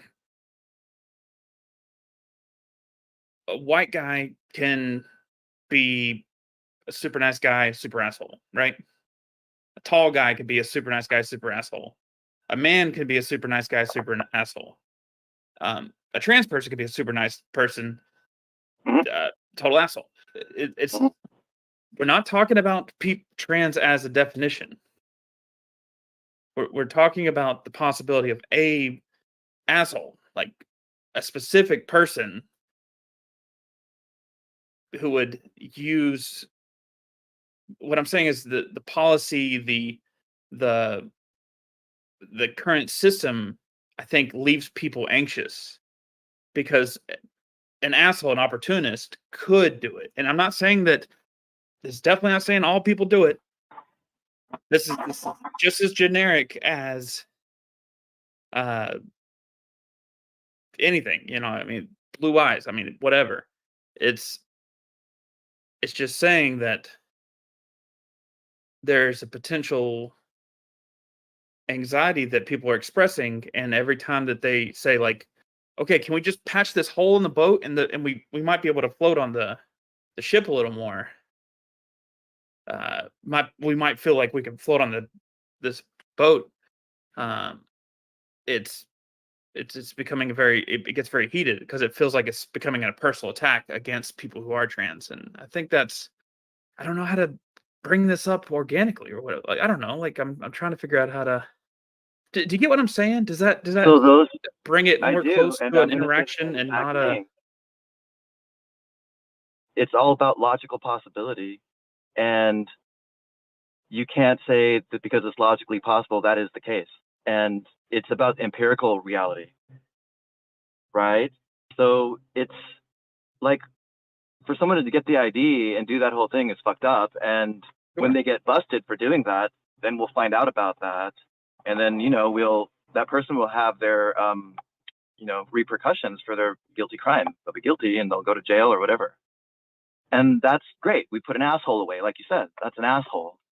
And Sure. so really the beef is against assholes, not against trans women.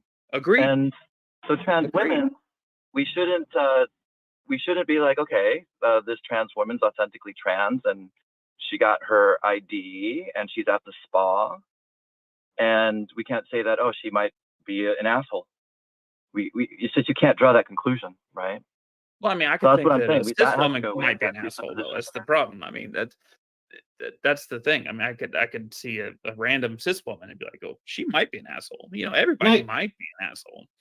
Can I illustrate what David's trying to say, but Yeah. illustrate it in a completely different scenario?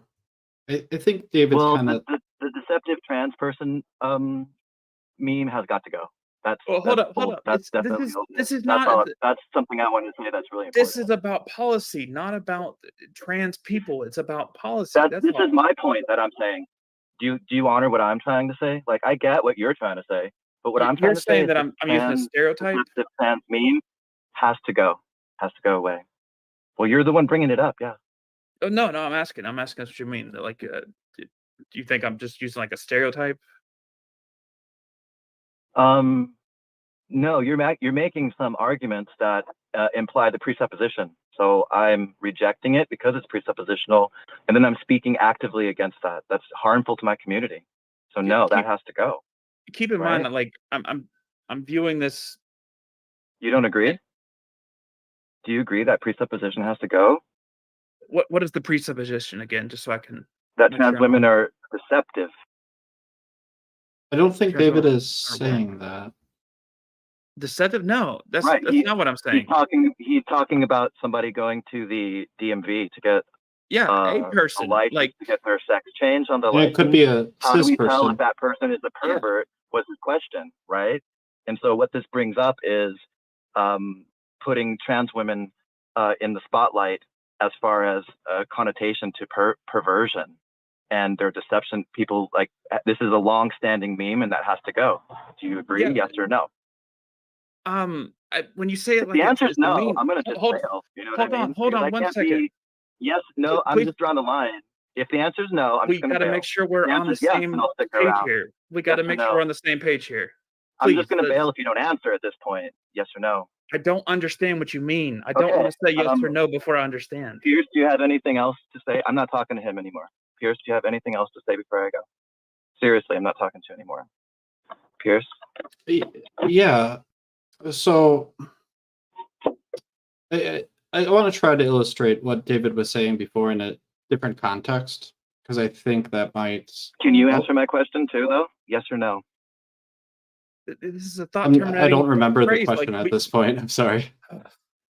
The deceptive trans person meme has to go. Would be a meme that would be saying that all trans people are perverts or something? Yeah. Oh, I agree. I don't think. Yeah, nobody should be doing that. That should go. Yeah. Now the other guy is backing up a bit too now. So no, I mean, we were on the same page here. We're just getting we're just getting confused. No, that's not okay. This is bad faith at this point. We're crisscrossing thoughts here. That's bad faith. Yeah, no, this is definitely bad faith. Let's look at the tape later and analyze it. Sure. But you didn't answer me directly. Go ahead. And now you're actually like, it's there's a thing. Like, you might not be aware of it, but it's part of trans discrimination. This idea that just by being trans, you're deceptive. That has to end. That has to end right now. I don't think that's the case. I don't. I think that's. So it is the case. Yeah, like you're just ignorant. What I'm saying, I don't feel that way at this point. You're ignorant of transition. I'm telling you that's the case. I'm telling you that's the case. I understand that that's a meme. Okay, I'm not promoting that meme. I'm not trying to support that. No, if you guys every one of them. Like, I don't like this vibe anymore. Like, it's I really important, right? Stepped on we the wrong don't step. assign the idea of deception to trans people. And when the trans person's talking about it, we don't act like this tool over here. Like, his point's more important. Like, you invited me onto the stage. This is the point that's more important than whatever his like debate point is. Okay, so that's it. Peace out.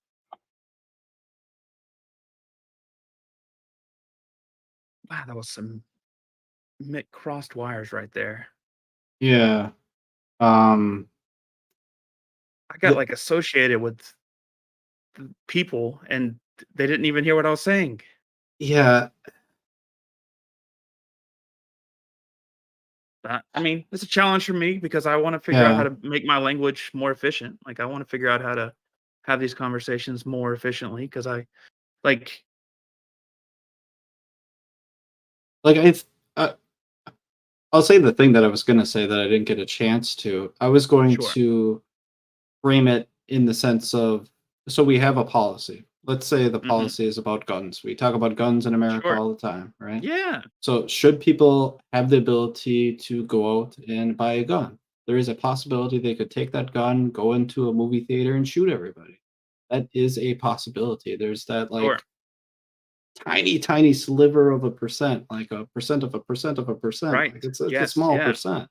But that is a possibility that could happen. And obviously that does happen. And Yeah. with regards to people kind of gaining the system with, if they're gonna get a different gender put on their ID, probably almost everybody is going to do that in good faith. Hmm. Nearly Agreed. everybody probably is going to. But there Yeah. is a small percentage of perverts, probably cis men, maybe cis women, maybe trans Hmm. men, maybe trans women. I don't know. I guess it would be legitimate if in that case. But anyways, Anybody they could could play. gain the system, go into female spaces, and they probably shouldn't be there, right? Um, yeah, Yeah. that's kind of the same thing with guns. Like Right. there are those people, and should we not sell guns anymore because there's this small percentage of people who could use them in a harmful way? Hmm. It's kind of the same thing. I'm seeing it that way. Are you seeing it that way, David? Or it's like kind of Yeah. the similar, maybe not the I wanted same, to compare it to obviously. like tax fraud, but that felt like that was too low of a like importance. Like, because I Yeah. like there's people. I mean, there's people who are literally made miserable because they want to be who they want to be, and they have roadblocks to that. Like, I get that. Like, my goal is not to make people miserable. Um, what I but one of the things I see is a lot of times these conversations happen, and there are legitimate concerns on like I want to say both, just so you know. Like, the conservative is going to say something like, there's these risks, and there's these worries, and then the worries become like, well, you can't make everybody seem like they're like this. And it's like, sure, we're not. I mean, they're not. We're not there. Whatever. And then you got the leftists say like, not everybody's like that, but I mean, there's all these. Yeah, I don't know. It's just so it gets so heated. Mhm. It gets very black and white very, very Yeah. quickly. And It's a. there's no room for thinking about the nuance sometimes. Hmm. I, Yeah, and I, there are good faith people who are not just whatever, or just hyper right. religious who like, yeah, I think you should be able to drive fast on the road, but the speed limits are useful, like, to get the outliers or whatever. It's again, it's about having systems that make it run more smooth. That's all. Um, I don't know. If you watch this, I'm a gender abolitionist. Like, I think that eventually, I hope gender goes away. Like, I think that over time, I don't think it's going to happen in my lifetime, honestly. But I mean, I think that basically, if people should be able to act and think and be how they want, and uh, I mean, that kind of made a lot of sense to me. What you're saying about it's hard to make a policy about specific sex if you think about it. Like, I get it as like a what's the word, like, not traditional, but like, just how the society's set up, and like, but I also understand like the risk of like things like um women might be more vulnerable to like assault and stuff like that. So it's like, it's a lot to consider, and I think talking about those things doesn't make you automatically think that everybody on the opposing side is like some heinous liar, monster, or anything like that. I don't think. I don't know. Yeah. And I don't think talking about this and having this conversation and asking these questions that I think are important. I do I don't too. know that we should. I don't know. It just makes me sad that people you'll ask these questions in good faith. I think you were in good faith, David, Thanks. and you get called these terms, and it's just like I don't know. Just makes me sad because I know you were in good faith. She obviously did not see it that way, or she. I don't know. They. Yeah. I'm sorry. I misgendered that person. Um, yeah. Honestly, I mean that's kind of my goal is to figure out how to have those topics be brought up around people who are more left leaning, and to have more things about the how loose gender is to, and talk about people on the right with that. Like I mean, it's like I feel like there's so much conversation that has to be had that would where we're more or less just attacking each other than getting all the way through the thoughts. Yeah, it doesn't seem like we can get all the way through the thoughts without attacking. Because Yeah. once, because it's sensitive. It's really sensitive, and it's tied It to is. identity, and identity is so important for Yeah, I humans. get it. I get it. And the minute our identity is threatened, we we become defensive. We absolutely become defensive. With good reason. I With mean, yeah, it's sense of self. Like I get it. I get it too. It's hard. I It's hard think to trust random strangers on the internet. I get that. And I think if I perceived an attack on my identity, I think I would probably react, maybe not exactly like that, but I'd probably be shook a little bit. Like, Yeah. yeah, Put like distance. Put definitely. aggression. All Hmm. sorts of things. We got We can bring Till. next person. Yeah. Yeah. Let's bring them up. Let's see what's going on here. Got a little more time.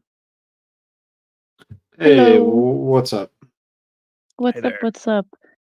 So, yeah, I want to say like this is super interesting, and I thought the topic you had before with like the woman only spa, I thought that was very interesting of a Mhm. topic, and Appreciate what it. people might think of that.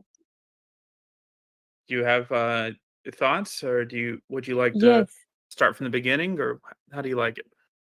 we can do either way, but I can say about that topic that I think it should be like the how do you say it?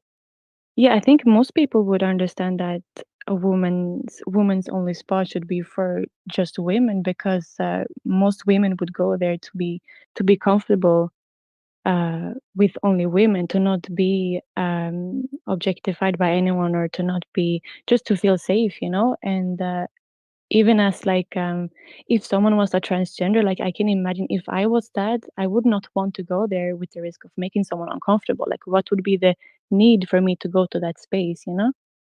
That's what I feel like. Why do you feel more comfortable around someone of the same sex versus the other?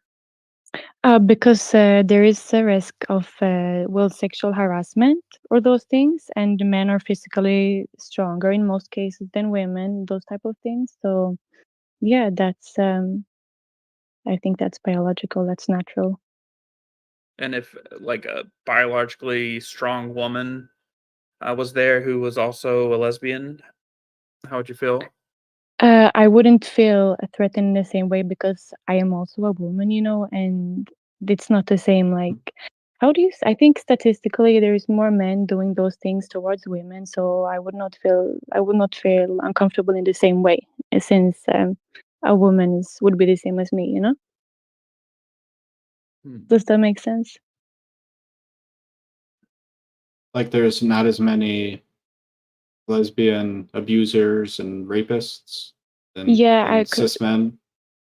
Yeah, because if I'm walking in the street, I'm more scared if I see a man than a woman, for example, because there is more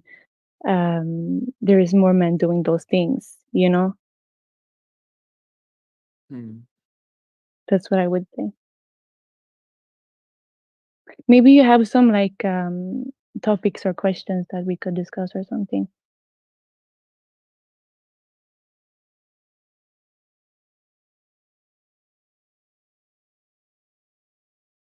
Let me think. I'm still trying to recover a little bit. Oh yeah, Uh, it got a bit aggressive there, so it did. Not. I didn't. I didn't help. I was getting heated too. Like mm, I like to be understood, and I like to be represented in a way that I feel like I'm presenting, and I get to. I get a little frustrated whenever I get misunderstood like that. You felt like she happened? was What happened even? you felt like she was misrepresenting you, and that's what led to some frustration? Yeah, I think that's what got my more interrupting and aggressive Yeah, I think that's response. I don't. understandable. Yeah, I probably would be frustrated if someone was trying to repeat back what I was saying and constantly getting it wrong or trying to say I'm thinking something that I'm not thinking. Yeah. Mhm. Anyways, what is it? Tilted? Yes. Uh, yeah. How would you define gender? What does gender mean to you? I would say it's the same as sex because I think anything else would seem complicated. For me, it's I Mhm. mean other things would be that like you can be or how do you say it? I'm trying to my vocabulary. Like Masculine or feminine? yeah, I think that it's perfectly fine to be a woman and like the typically masculine things, and it doesn't have to mean that you need to change your gender per se, you know? I think it should be okay to like whatever things you like and still being like the sex you are born as, you know? Um, so I think it should be the same as sex. Like gender and sex should be the same thing, and I think anything else seems complicated. And yeah, that's how I look at it. Do you think someone can be transgender? Uh, like biologically, or what do you like? Oh, It's meant to be that way, or how do you mean? and what do you think of whenever you hear that? Well, I think like as if it would be like biologically that it's supposed to be like that, you know, that you're supposed to be born that it should be a possibility to be born in the wrong body or something like that. Do you feel as that's a possibility? Um, I feel like it's not meant to be that way because if like I feel like it would be more natural to be then born the way you're supposed to be. You know, I feel like there's this thing called gender dysphoria, right? Mhm. And where you do not, well, they feel like they're out of place, you know, and yeah, there's many different types of dysphorias as well, you know. So I think that's something, you know, you can get therapy for it probably. Mhm. Do you think if somebody was born without any arms or legs that they might feel as though they were meant to have a different body than they were born with? I just feel like that's like if you're born like that, it's an abnormality. Like it's not if it was supposed to be that way, then like every other person would have like three arms or no arm, like those type of things, you know? So I think abnormalities Sure, happened we're and you we're just have talking about small statistical numbers of people, but like, hmm do you think that person might have a similar feel or like uh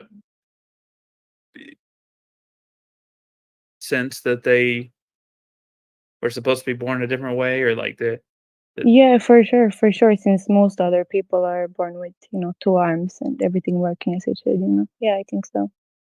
so do you think that could apply to the framework of someone who feels that they should have been born with a different type of body, different It type? gets more.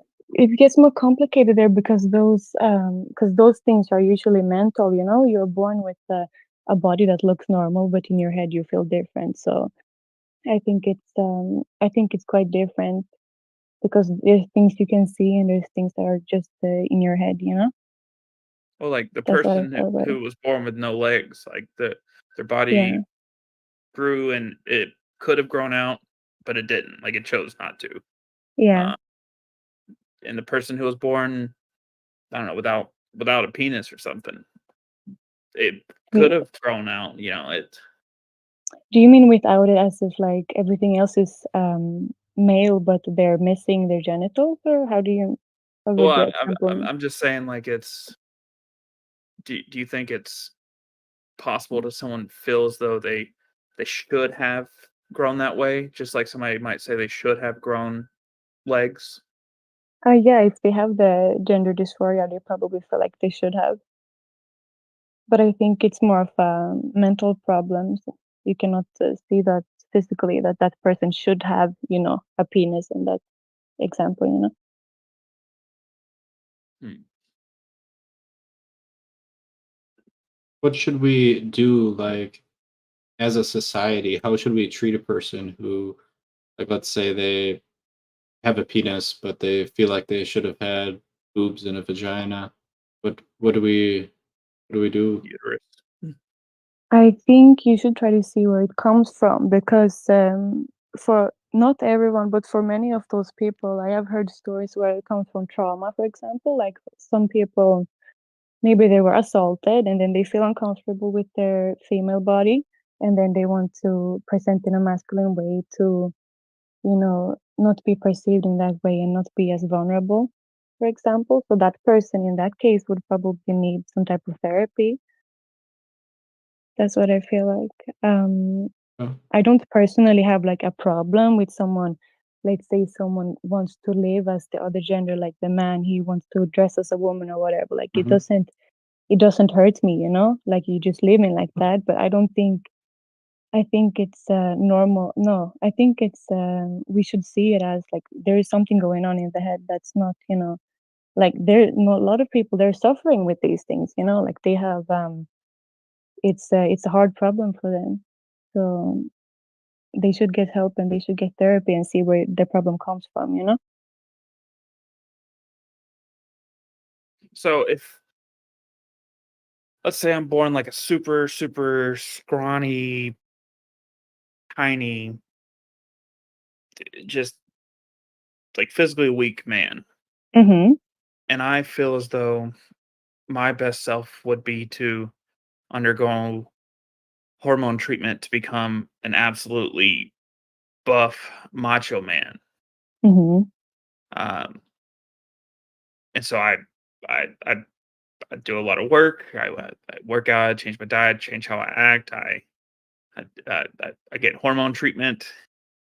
Um, do like steroids and all sorts of fun stuff. I don't know if it's this tit for tat, but you get the idea. Yeah. It's working out for you, David. You're looking great. Oh, thanks. I'm almost on my way to be a macho man, and I'm going M to big M, little M to big M. Uh, but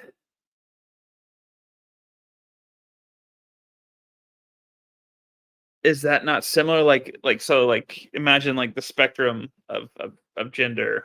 Mhm. So like in this scenario, I'm on this little thumb right here, and I've worked my way all the way up to here. Like that's moving a Yeah. lot on the gender spectrum.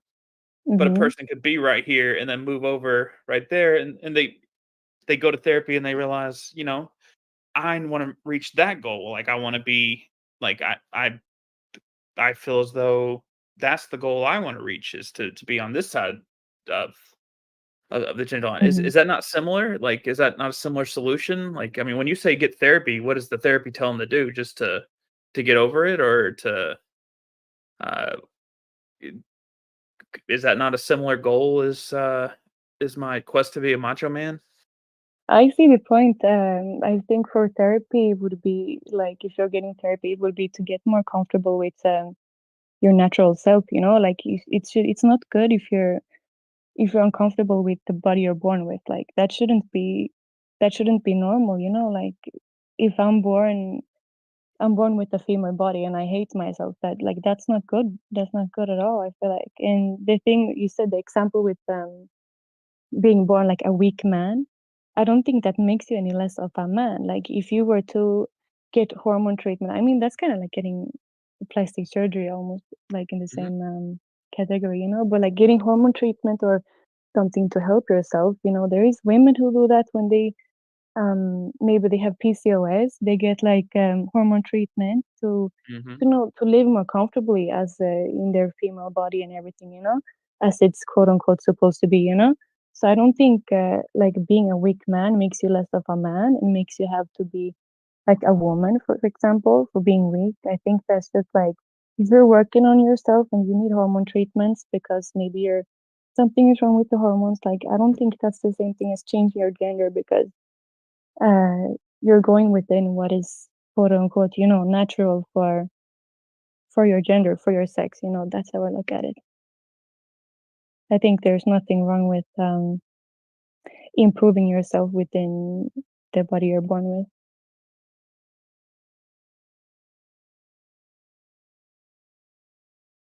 Mm.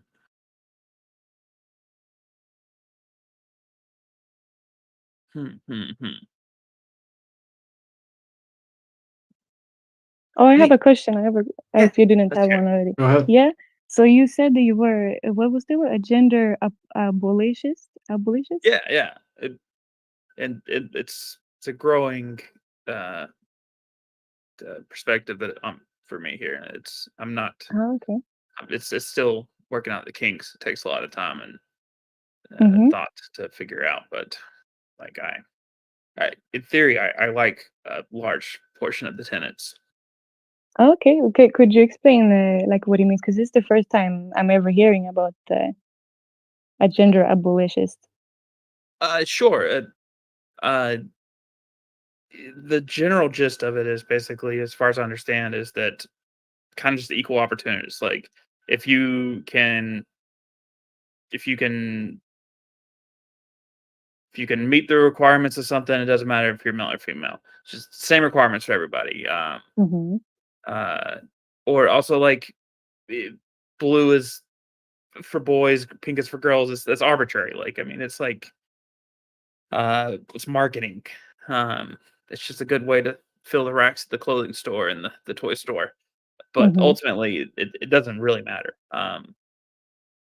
And this is fun having to explain this because I haven't formalized this very well. Yeah. So, but the goal is basically, and I this all started because I think because I had a daughter and I wanted my daughter to be able to do anything in this world uh, Mm-hmm. if she wanted to. Um, is that really just kind of the goal is to kind of release some of the boxes and the restraints of saying like men do this, women do this, and like I mean you can still have physical like sexual realities like you know you need prostate care for men, you need uh, Pap pap smears. smears for yeah, more statistically for women, and, you know those kind of things, but uh, ultimately it shouldn't come up much more than that. Uh, maybe I'm working on it. I'm I working see, on I it. see. No, I totally see the point in that. But would it mean that like in the day-to-day life, would you, within that how do you call it? Yeah, I don't know the word for it, but would it mean that you're not claiming yourself as a man or a woman in daily life as well? Or is it just that, oh, I'm a man and I can still do the things that women do and vice versa? Like what would it mean? Like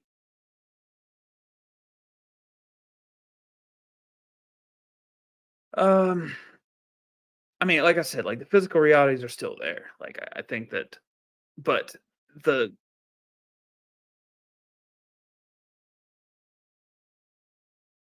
God. The answer is, I don't know. I'm too tired to figure it out. I see. I'll think about it and I'll try to put together a presentation or something sometime. I Right, want to see that perfect. PowerPoint, David. I'm on it. But I'm gonna need to wrap up here soon. Now that school started back for my youngins, my life is much more tired.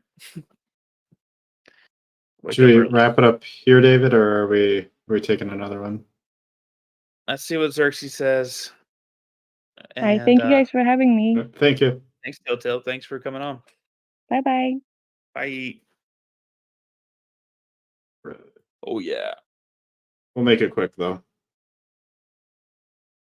That's what she said. Can I be Macho Man while we do this? Oh yeah.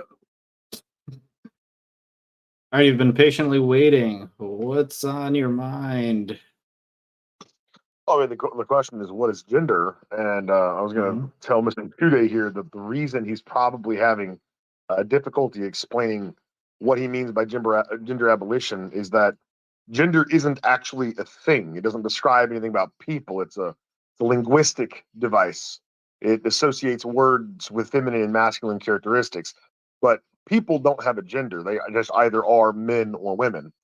Now, what society expects of them after the fact isn't just arbitrary. It comes from what best suits them. When women are better caretakers, they're more focused on the present, and therefore they're better at multitasking because they can do a lot of brief activities simultaneously, whereas men are providers and protectors. So we look toward the future, right? So while we don't focus on a multitude of things in the present, we focus on a very long track, like a linear progression going further into the future than women do. These are just natural differences between us, and that's what dictates the roles we're best suited to in society. I mean, yeah, if you want to make it a carte blanche and say, hey, women, if you want to be in the military or the special forces, you just have to outperform all the men or meet the same standards. And we know the result of that would be no women in the military, which I'm fine with. I agree with that too. Yeah, if you want to play that game. But the people who want women included in everything and anything just don't acknowledge that there's intrinsic distinctions between men and women on a biological and a psychological level. So gender is just a language device. It doesn't describe anything about people. It's irrelevant. So gender doesn't exist. You don't have to abolish something that doesn't exist. It's a lot to go over. Yeah, it's kind of sounded like you defined gender as like what society expects of you, but then you said No. it doesn't exist.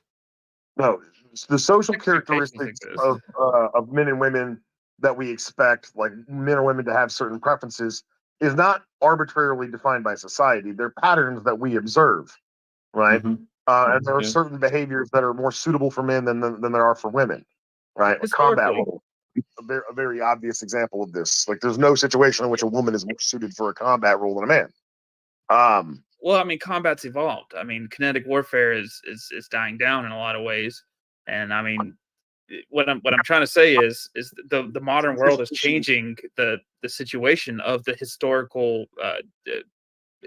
probable situations here. So combat is necessarily the imposition of physical violence on an opponent, and women are not better at that than men, just by their very nature. So Don't tell that to my ex. don't know. Well, let me ask you a question. Right? Let's talk about your ex for a second. You know, was she physically abusive towards you? I was implying that, but no. Okay. Well, I mean, I'm saying like it's very acceptable in society for women to be physically abusive to their husbands because men can take it. Everybody acknowledges that. If a woman is smacking a man around in public, she's probably not even really hurting him. But if that man were to haul off and deck her in the mouth one time, she's gonna fold like a lawn chair, and everybody's gonna rush to her defense, even if they were just watching the woman beat the shit out of her man. And there's been plenty of YouTube social experiments to prove that. Right. We know this is the case when men are abused by their significant others. It's funny and comical, but when women are, it's a tragedy, and that's because everyone intuitively understands that women are not physically powerful enough to inflict that kind of abuse. Right. but it's easier for us to recognize emotional abuse when it comes to men because men can be emotionally manipulated. That's fine. And some hear But me women are out. never Like, I gonna mean, be this successful with is employing about violence. statistical anomaly. I mean, this is about the expectations, not about the prescription. Uh, what you're describing Well, is essentially the prescription, prescriptions, and I'm trying to say that I just want the bars to be changed, like to be more open to people who do meet the criteria, not necessarily to try to move the bar to where it says like, you know, men and women are the same. That's not what I'm trying to say. If I'm saying just, I mean, if it statistically happens that it's one way or the other, that's one thing. do you believe that weaker people are ever morally obligated to defend stronger people? I mean, in what context? Like, In any context. Let's be as basic as possible and use like the context of physical violence, right? Would it ever be morally respectable, right, for a parent to hide behind their child in a violent confrontation? Or no, for a man to hide behind his wife in a physical confrontation? depends on how big the man is and how big the wife is. What does that have to do with anything? Or if I'm 80 years old and my child is, you know, 30 in the 30. prime and above, you know, it's like, again, these are about changing the God, I can't remember the word now, but you get the Context. distinction I'm making. It's just The, not to the, say the that they're if you're 80 years old and your moral justification in your head is that your 30-year-old son with his entire life ahead of him should sacrifice his life for your own, right? Like what I mean there is like parents have the moral duty to protect their children. It doesn't matter, right, at what age they are or whatnot. But when children are children, it is never their responsibility to protect their parents. It's always the parents' agreed. responsibility to protect the Agreed. children. And even Yeah. when parents are in their old age, right, even as an elderly man, if you have the capacity to shield your offspring from harm, you ought to do that. Right? That's a moral imperative. Sure. It is what was long is to the best of We're your not capacity, disagreeing right? here. Like, we're So not disagreeing. yes, so women are never in a position to where they are morally responsible for the safety of men, adult grown men. Little boys and young men, maybe, but women are never in the position of having to morally protect adult grown men. That's why women and children get off the boat first. And that's also why anybody who tries to repudiate that notion is considered to be like a weak, malicious person, right? They're weaselly if they try to suggest that women and men are equal in that manner. And even as a person who argues against the whole women and men are equal thing, I'm fine at conceding that. Yes, men should be the last to get off the boat. But if we're going to agree on that fact, then we also have to agree on the fact that women are never morally responsible for the safety of men, and putting them in roles where they are is morally wrong. Full stop. It doesn't matter what qualifications there are.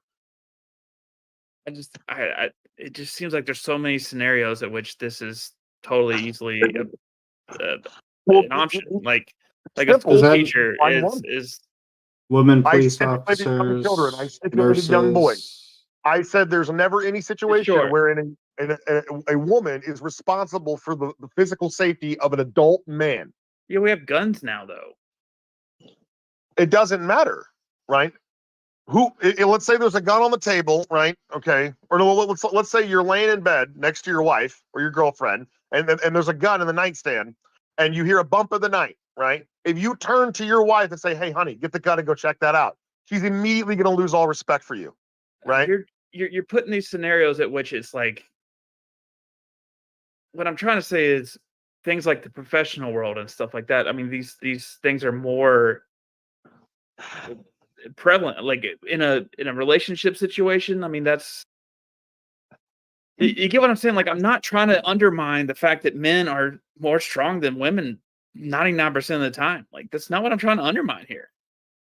Yes, and that fact comes with moral duties and obligations, right? Because men are stronger than women, it is our moral duty to protect and provide for them, not the other way around. So, But I'm for saying instance, that if a woman wants to be someone to help protect, I think they should be able to do it if they want to. but they're never going to be better at protecting than a man. Ever.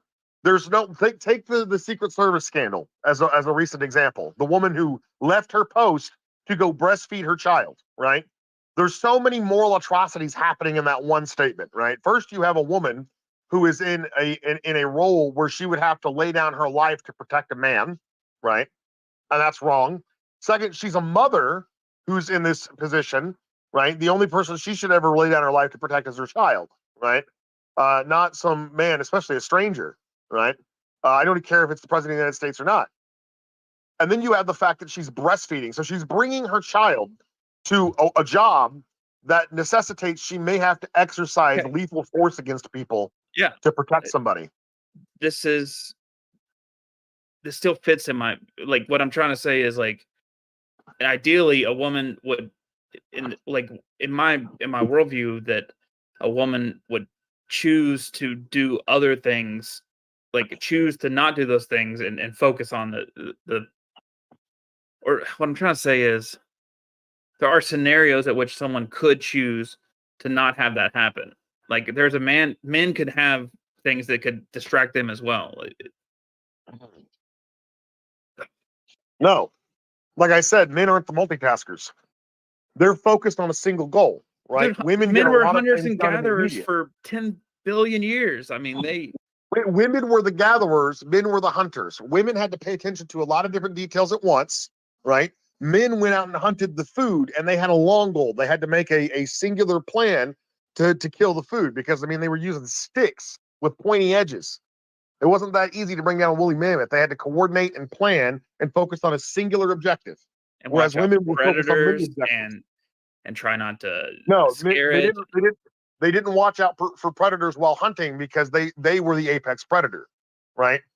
Even big cats, right, would only attack them when they were by themselves. There's safety in numbers for a reason, but they hunted in groups. I could see a bear attacking a group of humans. No, they'll No, attack that's never individuals. happened. It may be like one or two, but if you have like a hunting party of 5 or 6 and they all got spears, right? How The could we bear know that? charges. I mean, I'm just saying, like as a statement, men Yeah, no, focus but on how the progression. how They could focus on we the figure forward. out if a bear would attack a bunch of people or if it would just only attack one person? I'm Test saying it that out. animals instinctively do not attack groups, even predators. Yeah, how do They we know single that? them out. How do we know that? Because we've watched how predators act in the wild. We know that lions go for the weakest in the pack, right? They gang up on a single individual, right? We've seen that bears go after individuals. We've seen that the other big cat predators go after individuals. Packs of wolves go after individuals. They pick out one in the herd and they go after that one. But the rest of the herd flees. Humans wouldn't flee. They'd fight the thing. They have weapons. They're literally out on a mission to kill an animal for food. Is that like kind of the same way you've kind of figured out the differences between men and women? Kind of made like Well, these observing natural observations? inclinations and Yeah, behavior, yes. yeah. Yes, Okay, I have used my own observations to synthesize a worldview. That is correct. You caught me. okay. Could you be mistaken? Could I be mistaken about what I've seen from my own eyes? Well, I mean, I guess if I was a brain in a vat, but I believe in a God who's truth revealing. So, Like the interpretation. as far as I presuppose that God is the necessary foundation of knowledge. So, on what God has revealed to me, no, I couldn't be mistaken. Is God the reason why you have developed these views on men and women?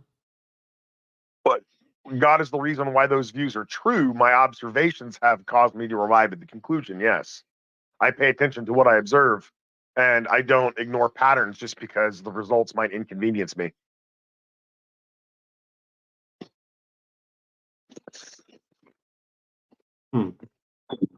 If you didn't observe these patterns, would you still have the same view?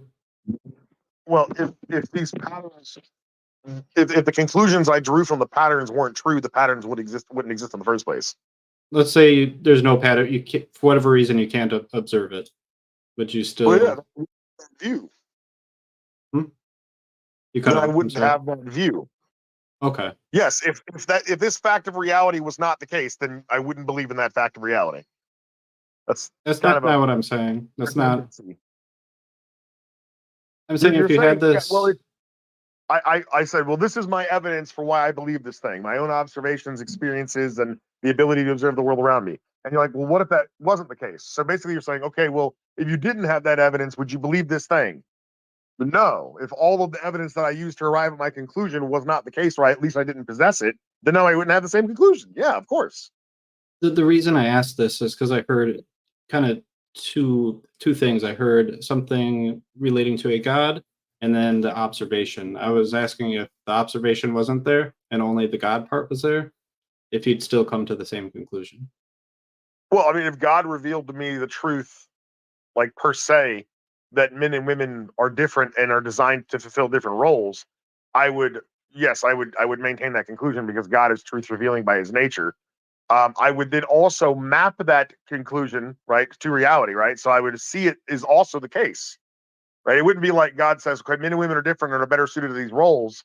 And then I observe that that isn't the case, right? That would be like cognitive dissonance. I observe that it is the case. It's true that it is the case. And God has revealed to me that it is the truth. If Like God all truth is revealed, derived from the truth maker.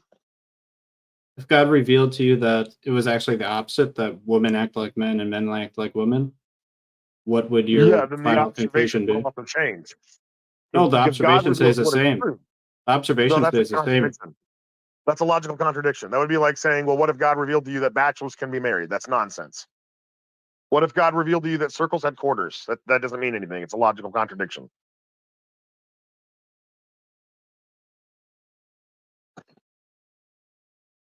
Xerxes, man, I'd love to talk to you more. I got to wrap it up, Pierce. Can I ask you one more question, Xerxes, real quick?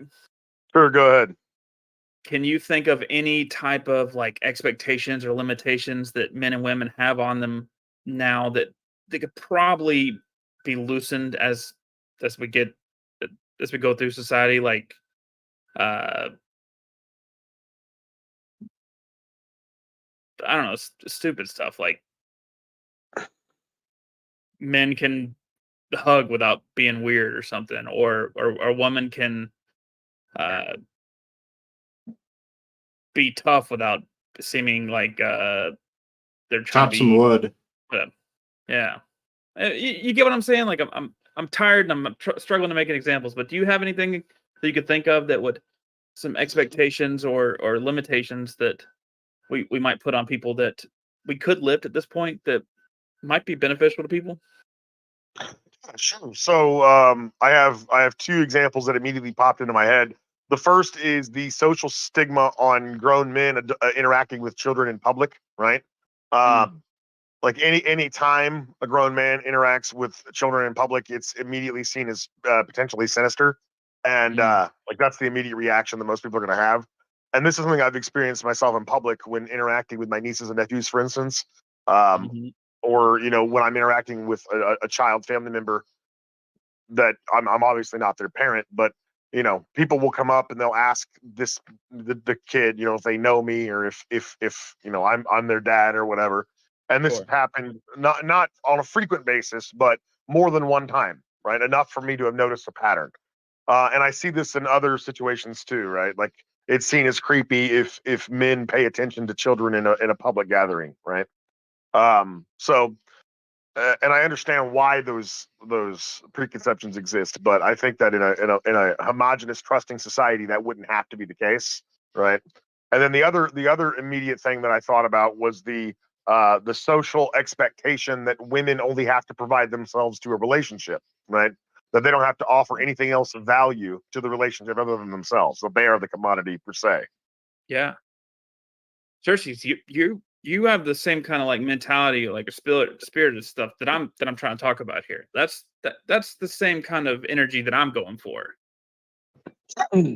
Yeah, Just so yeah. you know, and I could very much relate to that as like a dad who want to take my kids to the park or like if I hang out with my friends who have kids and stuff like that. I mean, I'm a very animated person. Like I'll choke slam a kid. I don't care. Um, so I get that. Like, but there is that worry about me. Like I'm worried. I'm like I don't. I'm talking to the kids too much. Am I going to seem weird or something? I don't know. I get that. Well, there's an understanding, like an instinctive understanding of certain kinds of flaws, right? So like when you talk about like a woman who acts tough, for instance, right? It's already seen as cringy when men act tough, right? Because it's bravado. But it's even more cringy and repulsive when women do it because it's a masculine flaw. Same way when men are overly emotional and cry about things, right?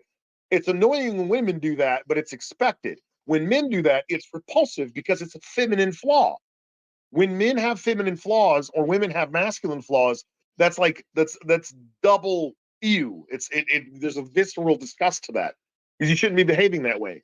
Like men aren't emotional in public because that doesn't accomplish anything, right? Again, it's the social role of the man to be the protector, the provider, right? They take the action. A woman doesn't do that, so her breaking down crying in a stressful situation doesn't detract from the situation because she probably wasn't going to be of much help to begin with. What value does that address? Like the, the risk of vulnerability, or Yeah, like so, like when men, I gotta again, go to men bed are soon. So the sorry, I enforcement have to arm. get Men, wrapped up men are all the night. enforcement arm of rights. So, like all moral entitlements that humans possess, right?